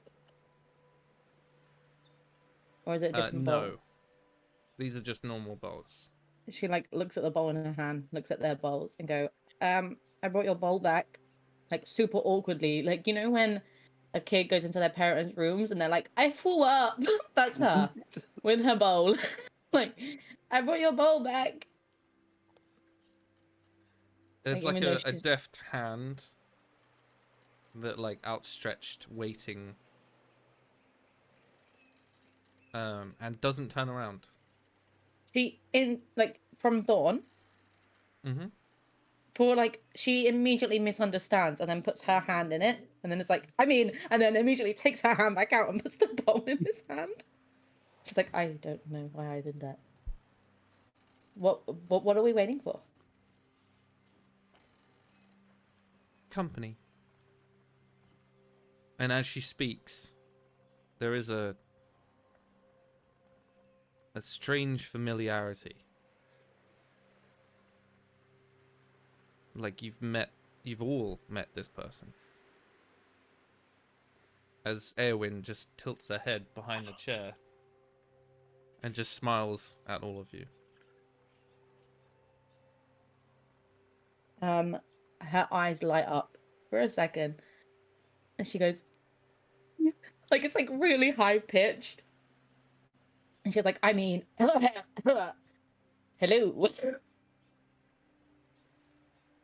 Subtle. What, your company or somebody else's? Keating comes up behind you and says, I think ours, and goes to sit down and like drags Seth into a seat. I don't think we should be sitting here. Thorn, how long do you think till now? And you watch him just like peer his head, and he's like, a minute. And there's like a soft chuckle from Roke, and he immediately glares at him. What, you think I'm wrong? All I'm saying is you've been wrong in the past, and I'd say about now.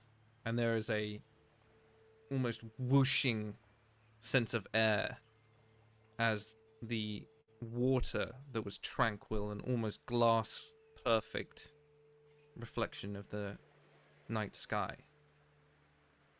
There's a slight mist and not a drizzle, but it's very dewy. and there's a glimmer of light as the Starfall Maiden appears to the starboard side. Yes. Water rocking, sending ripples everywhere, and a beautiful trailing aura shimmering like starlight behind it.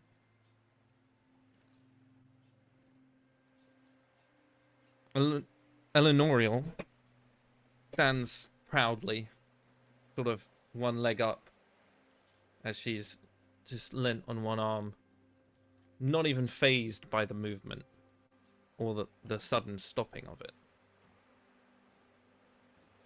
She just gives a little Persephone's gonna wave. nudge Toji and then like gesture at her. Toji leaps into the air, Yep. who is joined mid-air by Kier, and they just sort of hit and fall into the water, chittering excitedly and swimming furiously around each other, and there's a lot of splashes and chirps and spinning in the water, before they both clamber back on to the Sable to come and sort of show you that he's found his companion. Oh, that's cute. So It's like, yeah, she's like, that's really cute, but I meant cute. you can go home. she was like, I was gesturing at Ellie. But okay. There's a various, like, moving of the crew, and you notice there's a distinct difference between Thorn's very efficient, but very practical and heavy and muscular, and there's a lot of thudding from their side of things, and a almost disturbingly quiet movement from the elves as pulleys whir and a large sack is thrown across and caught by someone else, and you hear the clinking of metal and rustling of something else, and some of the crew are mingling, and some of them giving handshakes and high-fiving, and one of them hugs another one. From that, you guess that these guys know each other. Yeah. As in these crew. Yeah. Persephone is gonna be like, how do they know each other? But I didn't know any of them. Before your time.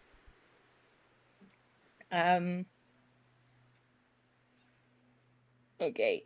She's just gonna sink into her chair. Ellie sort of leaps, and as she jumps from her position on her ship, she sort of disappears for a moment before reappearing right in front of Keenan and quite aptly just going boo in his face. Yeah, Keenan would already have been trying to stand up because, you know, it's Ellie, and then would have like fallen back in his chair with the boo and be like, show off. So he sort of shoves some sort of material into your face. You're greeted with the familiar scent of yourself as she sort of shoves the rest of your clothes at you. Thank you. Do you have Nim's you. clothes? Stephanie Oh, like yes. raises her hand. Yes, Do you we've have got- Nim's armor? We've got all your gear. Don't worry. Thanks. I've heard there might be some excitement. Excitement? Yeah, There might be Thorn what said, excitement. Thorn said we're laying siege. Thorn hasn't told me shit, and I'm his first mate. She like glares at Thorn and then Yes, but raises an eyebrow. Just to wind you up. Did you like your soup? She like looks down and then looks back up and she's like, yeah, it was reminded me of home. Yeah, well, it was her idea. God knows why. She it's so sweet, I love her. But yes, I suppose if you guys need to gather what you need, Ellie here's brought some merchants with her. Apparently they're willing to sell you things. And then, well, and then we wait. Persephone's eyes will just widen in like realization. And she'll be like, is this She like looks at Keenan, like waiting for him to finish her sentence because she Yeah, can't get it it's out. She's like panicking. She's like, it's are the we, sanctum. is this happening? Yeah, it's happening. It's been a while. We could hope that Kozar's there, but I don't want you to get your hopes too high in case they've moved him. But this is happening. This is I where it's mean, going to be, from what I understand. And I kind of like look around at the assembled people that would be more know than me. So Ellie, Fawn, Elenil. Persephone's not going to say anything else. She's just going to stand up and walk off. And then she's going to mumble under her breath as she's walking off. That's if he's even alive. And she's going to sort of head towards to the other ship so that she can go have a look at some of those merchants. Mm-hmm. Yeah, so it's the same as the city. You have uncommon items. Mhm. So common and uncommon, just very simple merchants that they seem to have picked up somewhere. You're not even sure where they would have come from, but Ellie's just quite smugly watching, and she like bends over and picks up a bowl of the stew, and she's like, "Oh, I love this stuff." You've had it before? Like, Persephone immediately like hears that, snaps back around and is like, "You've had this stuff before?" Well, yeah, all the time. So's Keenan. Yeah, it's like I said to you, it's elven stuff. I guess I always thought that it was local to Oh, it Caloria. is, but you know, delegations, diplomats, that sort of stuff. Oh yeah. Yeah. She like talks like she knows what she's like, yeah, Also, 100%. Yeah, also definitely know what you mean. we used to have it all the time when we did meetings like this, and you know, up until, and then she sort of stops as she looks at Roke for a minute, and then Thorn. Oh shit. Timing. Were any of you from Caloria? In the old gang?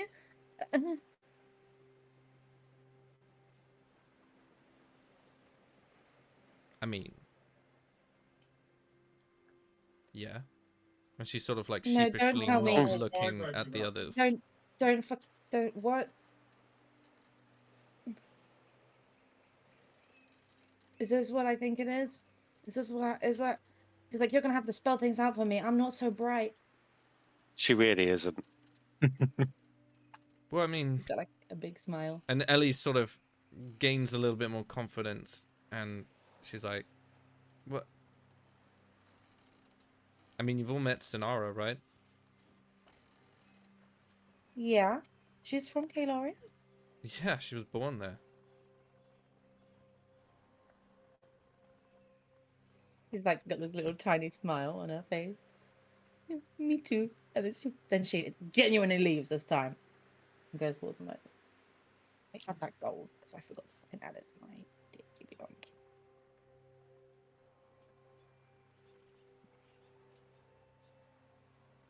Um, Yeah.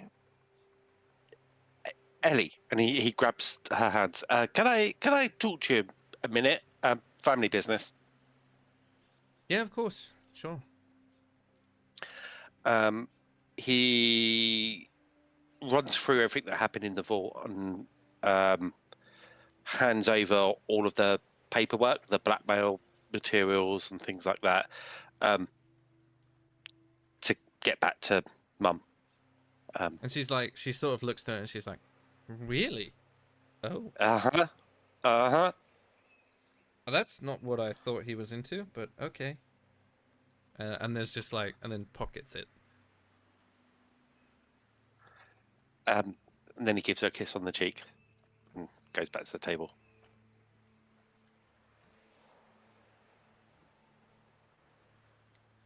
Well, unfortunately, I do have some bad news. And she sort of looks to Zephyr. Uh-oh. No. The Spywood has storms. Not the usual kinds that trees are whispering more loudly and the winds have been carrying voices, and at least that's what the Wind Riders are claiming. They've described strange phenomena, glimpses of people in the air, and we think there's something happening over the sea near the old Skyhaven ruins. There's some elemental energy flaring up unpredictably, and one of my crew swears he saw a storm funnel that danced across the water.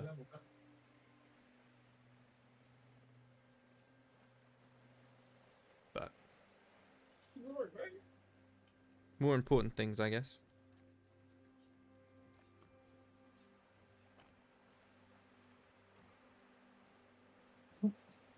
Sorry, I feel dumb. Why would she be telling Zephyr that?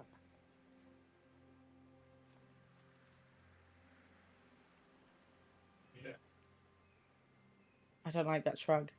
I'm just, You I can don't roll an know. insight check if you want. As if he doesn't know. Yeah, let's insight that. Where was it for me again, sorry? I was kind of catching up on that. Look, 21. Oh, pop off, girly. Yes. We support this. There's almost like a knowing look at you. And from what you've gathered and what Keenan has alluded to, Ellie is very, very, very well informed.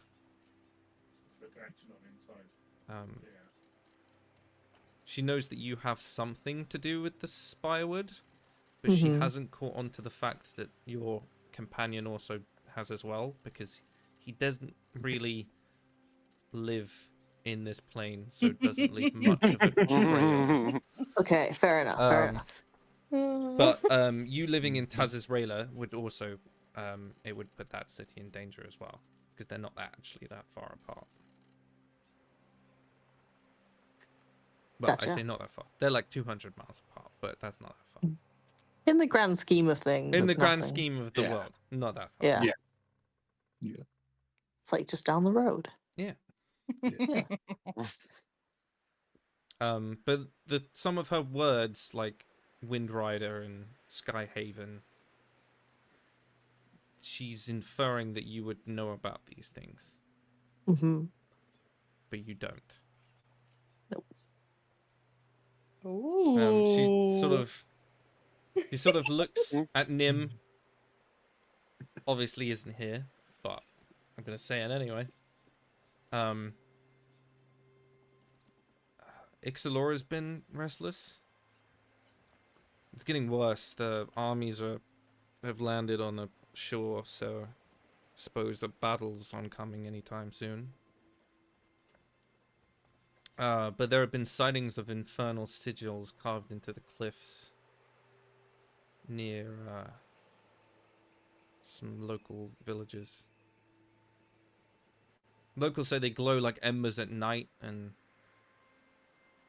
some have even claimed that they're portals to the underworld. Well, the clergy of the Guardian have tried to intervene, but they say it's different and older, and they can't stop it.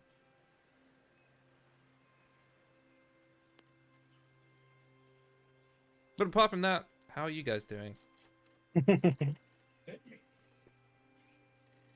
Would I have heard that, or am I like out of earshot?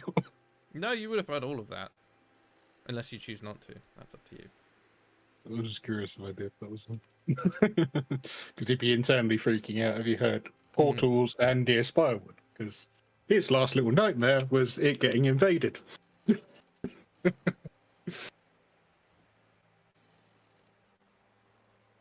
Oh. Oh yeah.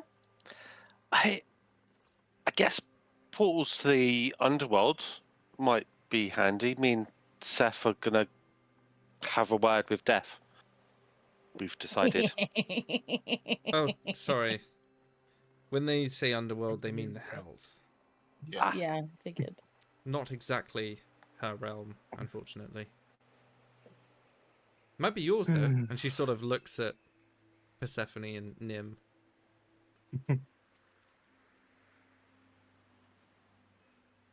as Persephone's walking away, she'll shout back, "Not mine!" and keep going. She knows fuck all about the hells. Cool. So yeah, you can do some shopping. Just let me know what you're buying. Pretty much it.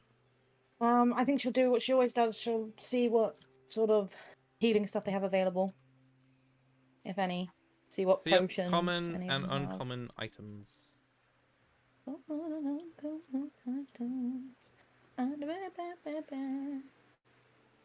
Okay. How much are potions? Depends what ones you want. Just small healing potion? A small healing potion? 50 gold. Whichever ones they can have, to be honest.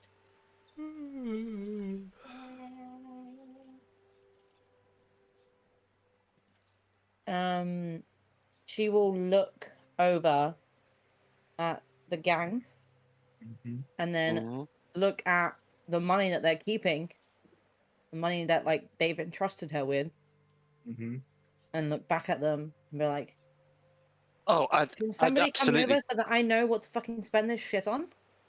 I'm coming. If there's shopping involved, I am an expert. Did I give you guys the gems that we found before, or did I hold on to them? I can't remember. Because we had a big satchel of gems. No, you still have them. I stole one from you to throw at something, and then I gave it back to you. But you still have them. I can't. Okay. I threw it at a picture frame that was on fire, and I burnt in your hand. I'm very much cash poor at the minute. That's the reason why I'm asking. Because I've literally only got gems. That's okay. We've got our pot. That's why people need to come over, because then we can decide as a group. Yeah. We have our pot. And I what it's for. find an extra a bag with an extra 100 gold in it a couple of sessions ago. I just didn't add it to my notes because I'm stupid. I say my notes. I didn't add it to D&D Beyond. It was in my notes. That's how I was scrolling back to be like, how much money do we have in our pot? And then I see like, 100 gold. And then 120 gold pieces for Keenan. And I'm like, where did we get this shit? But it was from when we were looting one of the rooms in the vault. But yes, potion of healing is 50 gold. Okay. Potion of greater healing, I think, is 150 gold. Okay. She's gonna be brutally honest. She's gonna be like, all I'm saying, okay, right now, right here, right now, right here. No, what I'm saying is that don't rely on me to heal you. Yeah. Not in a mean way. Yep. But I don't always have.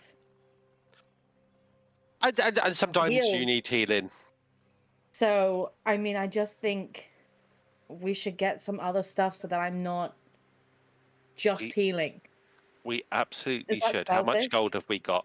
It's not selfish. We've got in our group pot, I write it at the top of my page in every fucking session, 275 gold pieces. Pretty good. So that's enough for a potion of healing each. True. Yeah. Is it?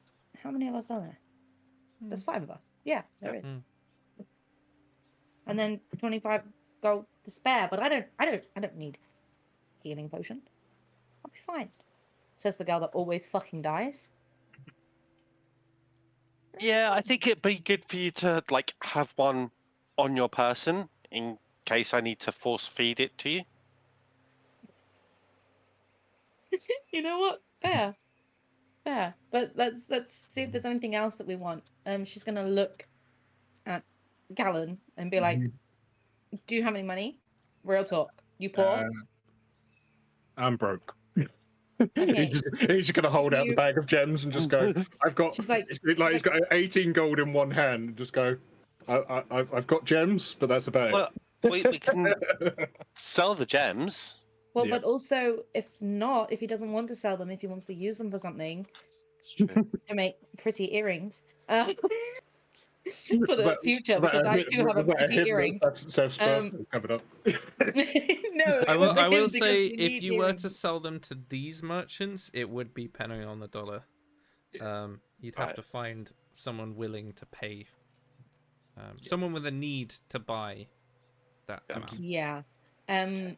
She's gonna say, what I'm trying to say is that if you see something that you want and I can afford it, I'll fucking cover you, Jesus. This is what happens when I try to be helpful. Mhm. On that note, we can do up to uncommon, right? Yep. And how much have we got spare for materials at the minute? Out of our kit? 25. 25. All right. Could I theoretically get enough for 2 smoke bombs and an alchemist fire out of that? Oh no, it'd be a smoke bomb and 2 smoke bombs. I've already got an alchemist fire. So I'd need 2 air elemental wisps. That work? Would it just be the one? No, it'd just be the one, wouldn't it? Because it needs 25 gold plus the material. Do they have? I was thinking if we're sieging, smoke bombs might be in nice advantage. It's kind of the only thing you can make at the minute. Other than alchemist fire. Smoke bomb would be 50 gold. Guess I'll throw my gold in with it. And maybe like a couple of the smaller gems to try and cover the rest. Yeah, that works. Cool. Do they have any? Is it just like uncommon items, or do they have any like magic items? Make a persuasion check. Oh, fuck. Yeah, it's with them. I'm so good at these. Come on, guys. You must have Plus something that 2 you keep poison. in your back pocket for that super rich customer. Um, Can I help her, what's the- please? I mean, Yes, you can help her. what does that mean? Do I roll with advantage? Yes. But I mean, I don't know if I. Okay,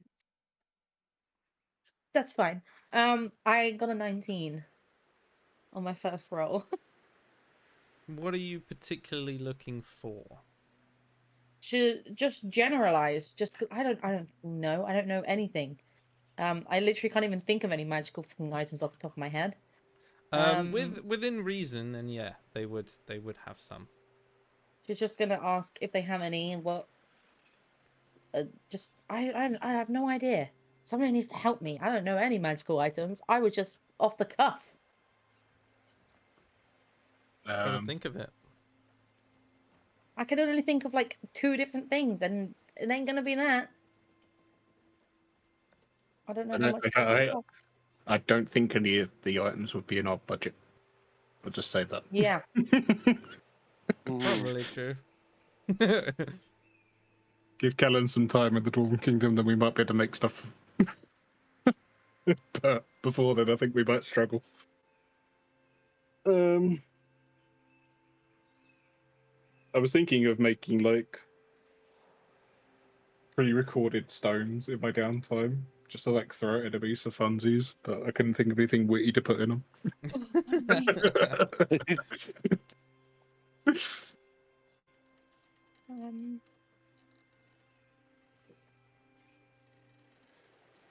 Shit.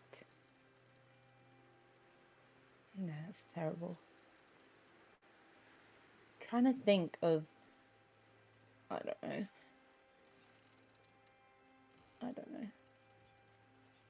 It's my. Okay, so I'm not very we're going in the sanctum, right? sure. Is it underwater, the sanctum, or is it above water? Did we figure that out? I'm gonna guess that it's I don't above know if we did. water because the portal was mid fucking air. If it was True, you knew underwater, that, yeah. the portal would have been Yeah, underwater, right? Aha! Good deductions. Not as stupid Sherlock. as I look. Okay, in that case, we don't need any water breathing potions. Stuff like that. Those I can actually make if we if we want to later down the line for other stuff. Mm. Quick question on the magical tinkering. Okay, Yes. it says you can emit a make a non-magical object emit an odor, non-verbal sound, recorded message, visual, static effect up to 25 words or text. Yeah. Could I theoretically imbue arrows and just put insults on them?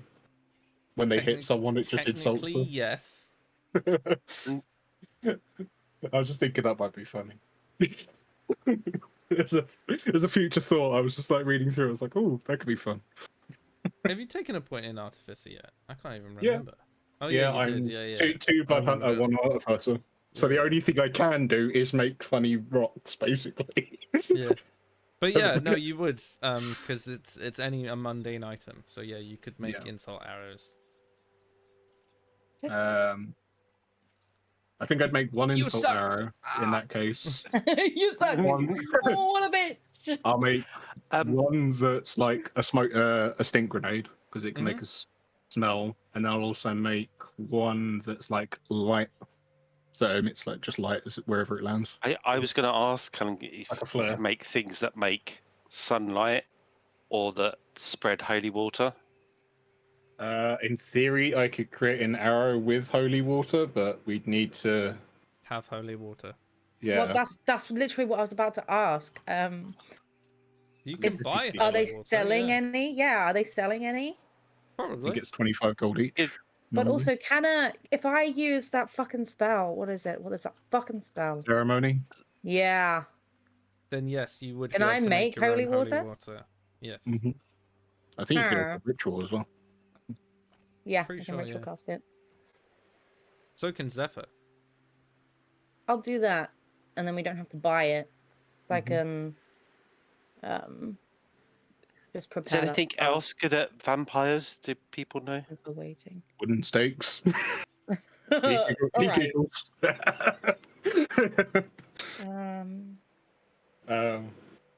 Would any of us know? I don't think we would we? We wouldn't know anything then. But You guys wouldn't. Persephone, just based on theory, she's gonna like instinctively be like, not necromancy, not necromancy, not take that spell off, take that spell off, take that spell off. Which I don't think is much anyway, except for blood. I would say you, Kalen, might, if you want to make a history check with Yep, sure. advantage, Yay. because you're a blood hunter. Oi-oh. And then 14.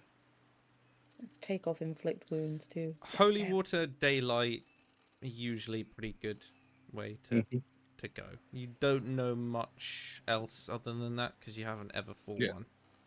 Yeah. Also, that kind of vampire-y type person that me and Kalen fought in that camp threw a Yeah. fireball at us, and that really hurt. Mm-hmm. I'm so glad you remember him. Keep that in Oh mind. no.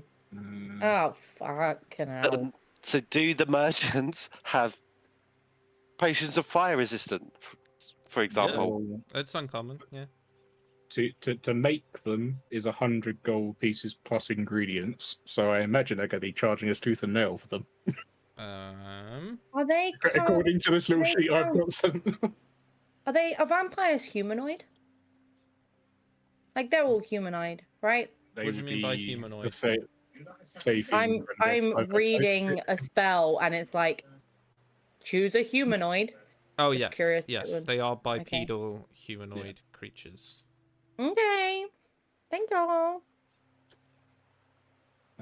Estimated value, I'm told, is 300 gold.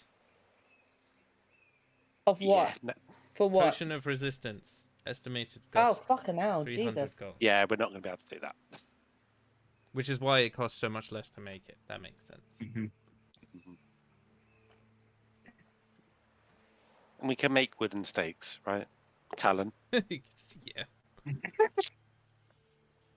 You do realise this is like the Holy equivalent of fucking him shit. running to knit. He isn't specialised in alchemy. He just kind of took it up as a hobby. Oh no, never mind. Fuck that. What? I was reading a spell and I was super excited about it. Then I continued reading the spell and was like, never mind. That sounds like a surefire way to die. I was reading Warding Bond. Mm-hmm. I love that spell. Fucking I use that spell all the Fucking time. great. But it's the fact that it's like, also each time it takes damage, you take the same amount of damage. And I'm like, that sounds like I'm going to die. I die constantly. You know what that sounds like to me? Suicide.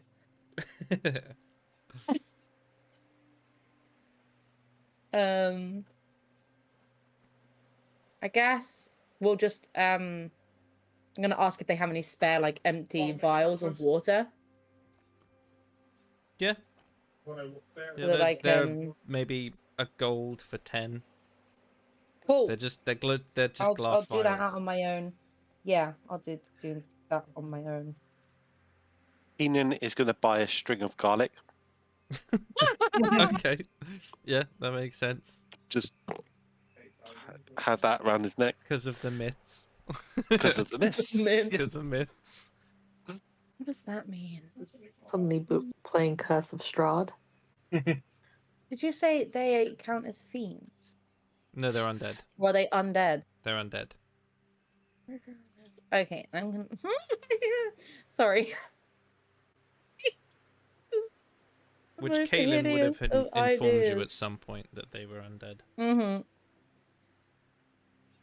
I've just had so many, like, I'm filled with ideas. I don't know if they're good ideas. Because protection from evil and good protects from that, right? I don't know. I don't know how that spell works. Let me read it.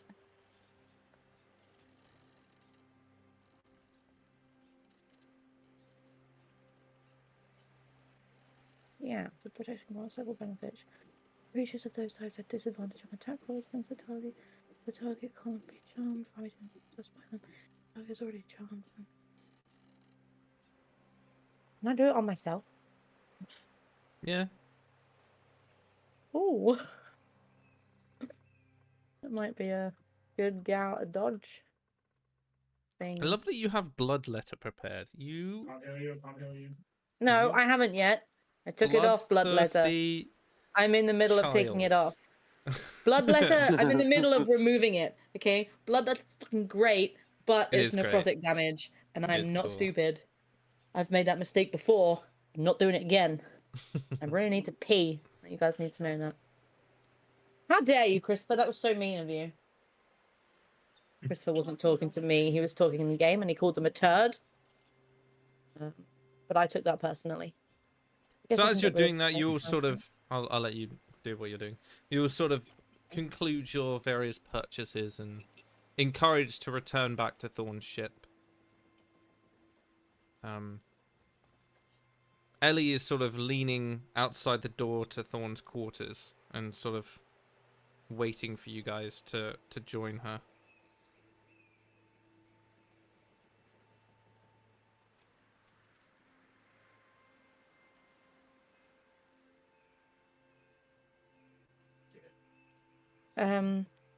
Persephone will not go to her.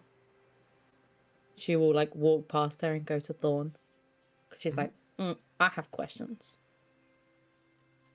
So Thorn's in his quarters at the moment, and she was waiting outside the door. She'll be like, hi, and then knock on the door. Ellie just leans past you, opens the handle, opens the door. He could be indecent. As She you knocks see again. that door open, you know Thorn's ship is a stark contrast to the elegance that is the Starfall Maiden. And in here is a lot of mismatched shelves and navigational tools and maps and a collection of weapons strewn across the desk. There's a single oil lamp that sways gently in the motion of the ship. There's a scent of salt and old wood that sort of hangs in the air. There is a door off to one side that you assume would be to where his bedchamber is. And he stood with his hands across a map that's spread across the central table. He's just tracing the jagged lines of the coastline. You notice once again, Roke is by his side, hands bound.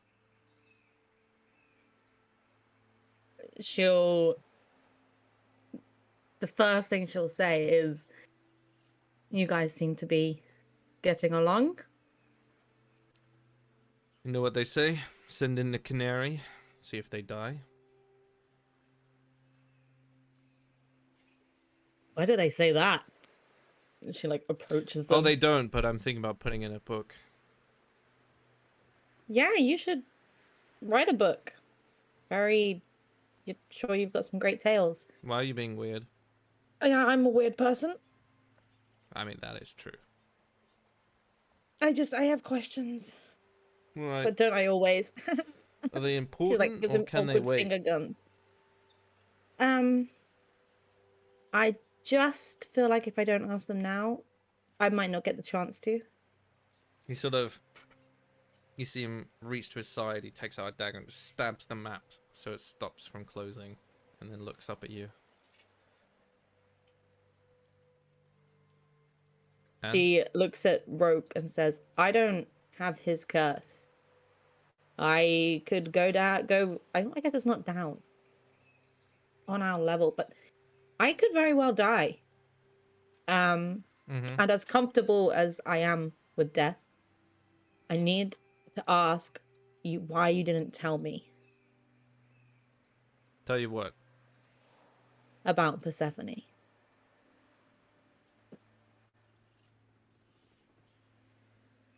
Didn't need to be said. I mean, I share her name. I share her title. Now I'm in her room. Feels like it should have been said. No. Look. I saw it as a sign that I was finally back on the right path. I had no reason to question that sign. And if I had, it would have put you off, and gotta be said, Flowers, you're a pretty good sailor. I don't think it still hasn't put me off. It wouldn't have put me off anyway. She like cringes for a second, and she's like, "I idolize you." Ugh, I didn't like saying that. Ugh. A lot of people do. I am pretty impressive, right, brother? No? Okay. She's like, It was more you didn't have a place to belong, and if I had said something, you would have felt out of place.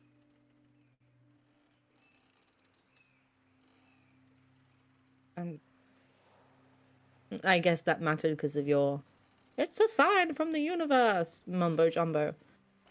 No, more that you seemed lonely, and I wanted to make you feel better.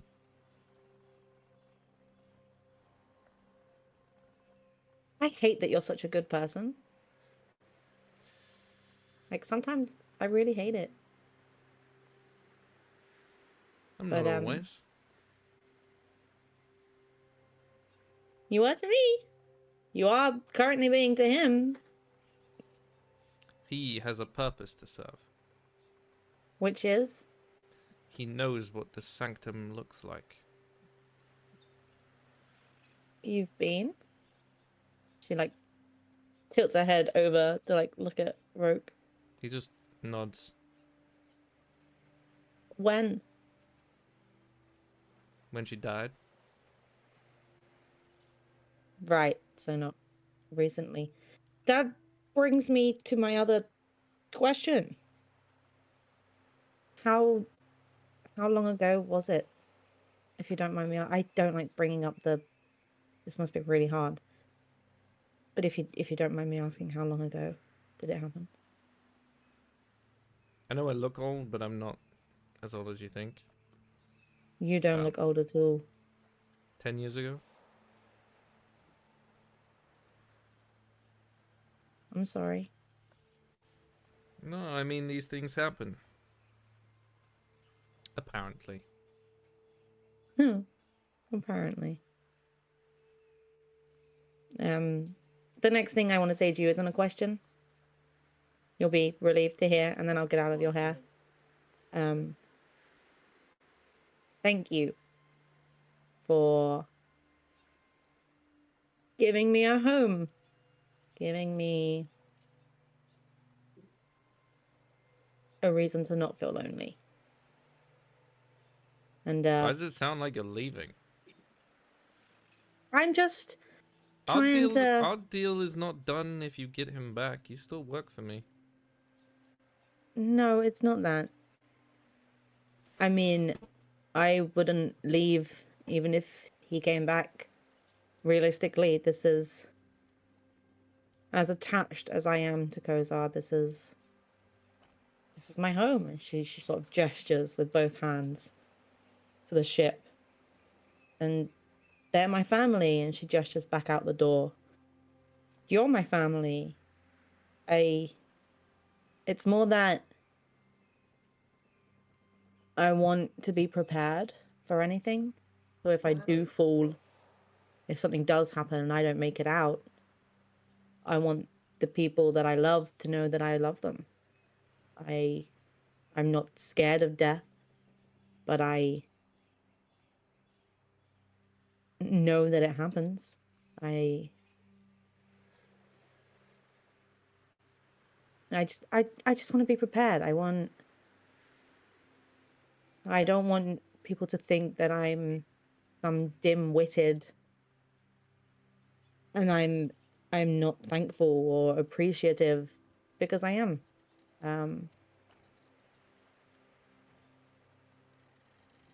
So yeah, thanks. And then she like turns very quickly on her heels and walks out. As you spin round, behind the hinge of where the door opens, Erwin's just stood there with like a finger on her lip, just watching this all happen. And as you turn around, she just waves.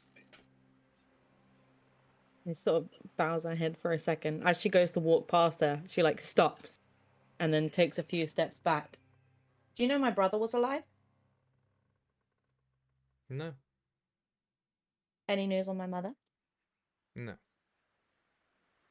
Thanks. And then she like continues walking past her.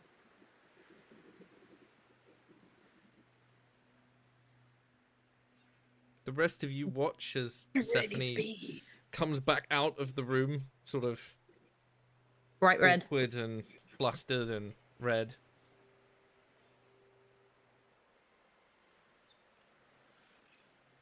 Good chat, Seth. As good as it could be. So, anyone got a good idea of how we get close to the sanctum? Surely Rogue would know, right? He's the only one that's been there. Yeah, he said it's a fortress, and it's like a labyrinth, and apparently the walls move, and it's creepy, and not much other than that. Who could have guessed? Such a creepy name. They would be, creepy. Such a shock. Yeah. It's fairly large, Sorry. so they would see the ship coming.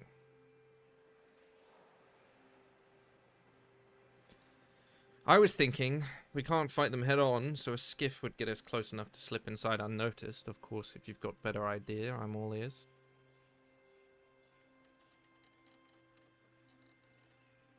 Yeah, recon couldn't hurt. And Maybe- how do you propose that? I've seen you watch. I've seen you walk off of cliffs. Walk, not fall. I've seen you jump off of cliffs by choice. By choice. I promise not to jump off a cliff. Try and I look don't know. cool. I've learned I'm not that guy. That is definitely Keenan. I'll stick to my tinkering. But we're more than capable of doing a bit of recon. Maybe take a couple of Thorn's crew, whoever he thinks can keep up with us, keeping a low profile. See if we can find some entrances. Keep a low profile, that sort of thing.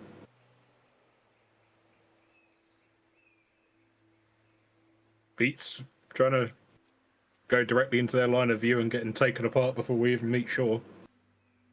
Well, apparently Roke can get us in the back door, and Of course he can. Yeah. yeah, not that I'm sure if I I'm trust him sure or not. he loves the back. Sorry, Keenan's rubbing off on me, and she looks away. Not here for those backdoor shenanigans.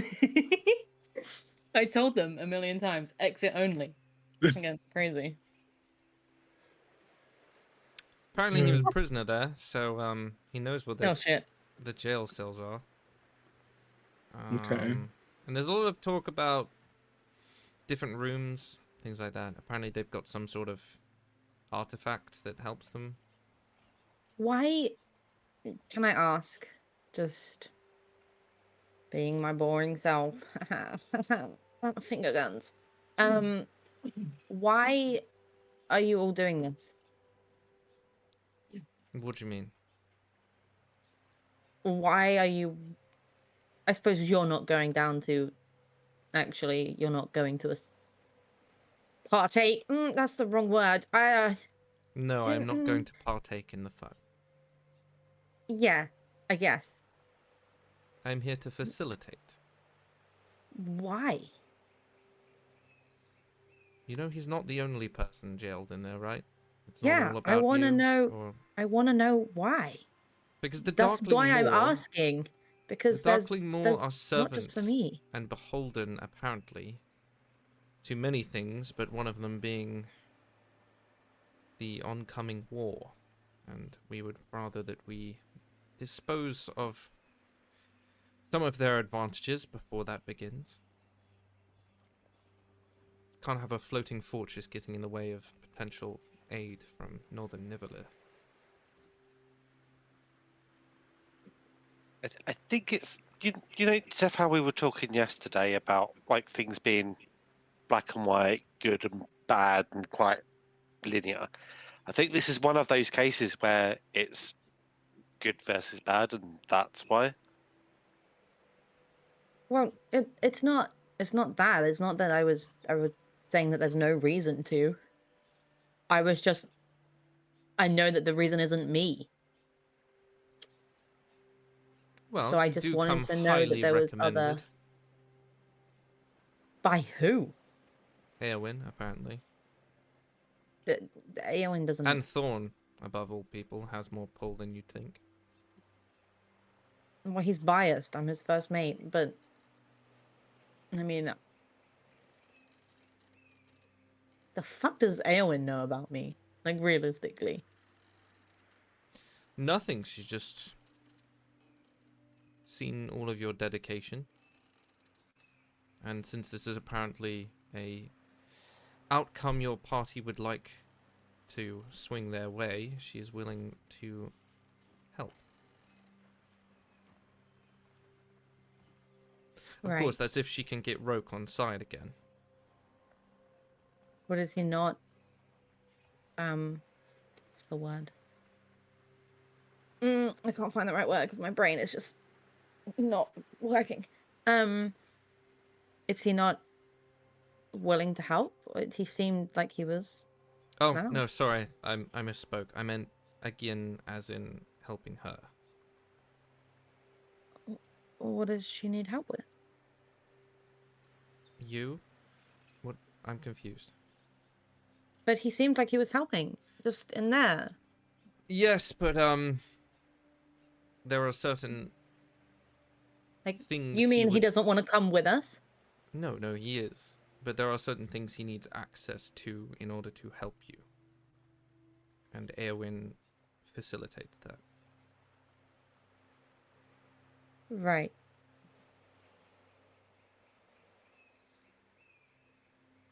Well, Do you not... Oh. I guess you'd be too young. You know how old I am? Do you know what? I'll let you find out for yourself. What is it with people doing this? It's more fun. Thorn? No, it's not! No, it's not! Thorn And doesn't as tell me what's she- happening because he thinks as it she teases sort me. of- He won't tell me. As she sort of walks past Keenan, she's like, brother? And leans in. You'd think she'd remember her family's bodyguard. And then just walks off. Bum, bum, bum, bum. And that's where we're ending today. But before we do, I have to show you something. Which I will put right here. Look at all your cute faces. They're so cute. What? Look. What face? What? Oh my god! Oh my god. Oh, look at us. We are so cute. Ta-da. That's so cool. Oh my god. But yes, we finally have you guys in 3D. Look at that. Yay! Yay. Fantastic. Oh my god, that's so cool. But yeah, that's where we're gonna leave. And we will pick up next week. Yep. With the assault on the sanctum, which I am very excited for. Okay, let me add that in my notes. Make sure you're here next Friday. But make sure, guys, for anyone that is watching, we've got live streams on Friday and Saturday. We are not streaming tomorrow, as some of the cast members can't make it again, because I couldn't make it last week. We're not streaming this week either. But we will be, both campaigns will be back next week. And until then, I hope you have a great time, and thank you for watching. Bye. Say bye, guys. Bye. Bye. Bye.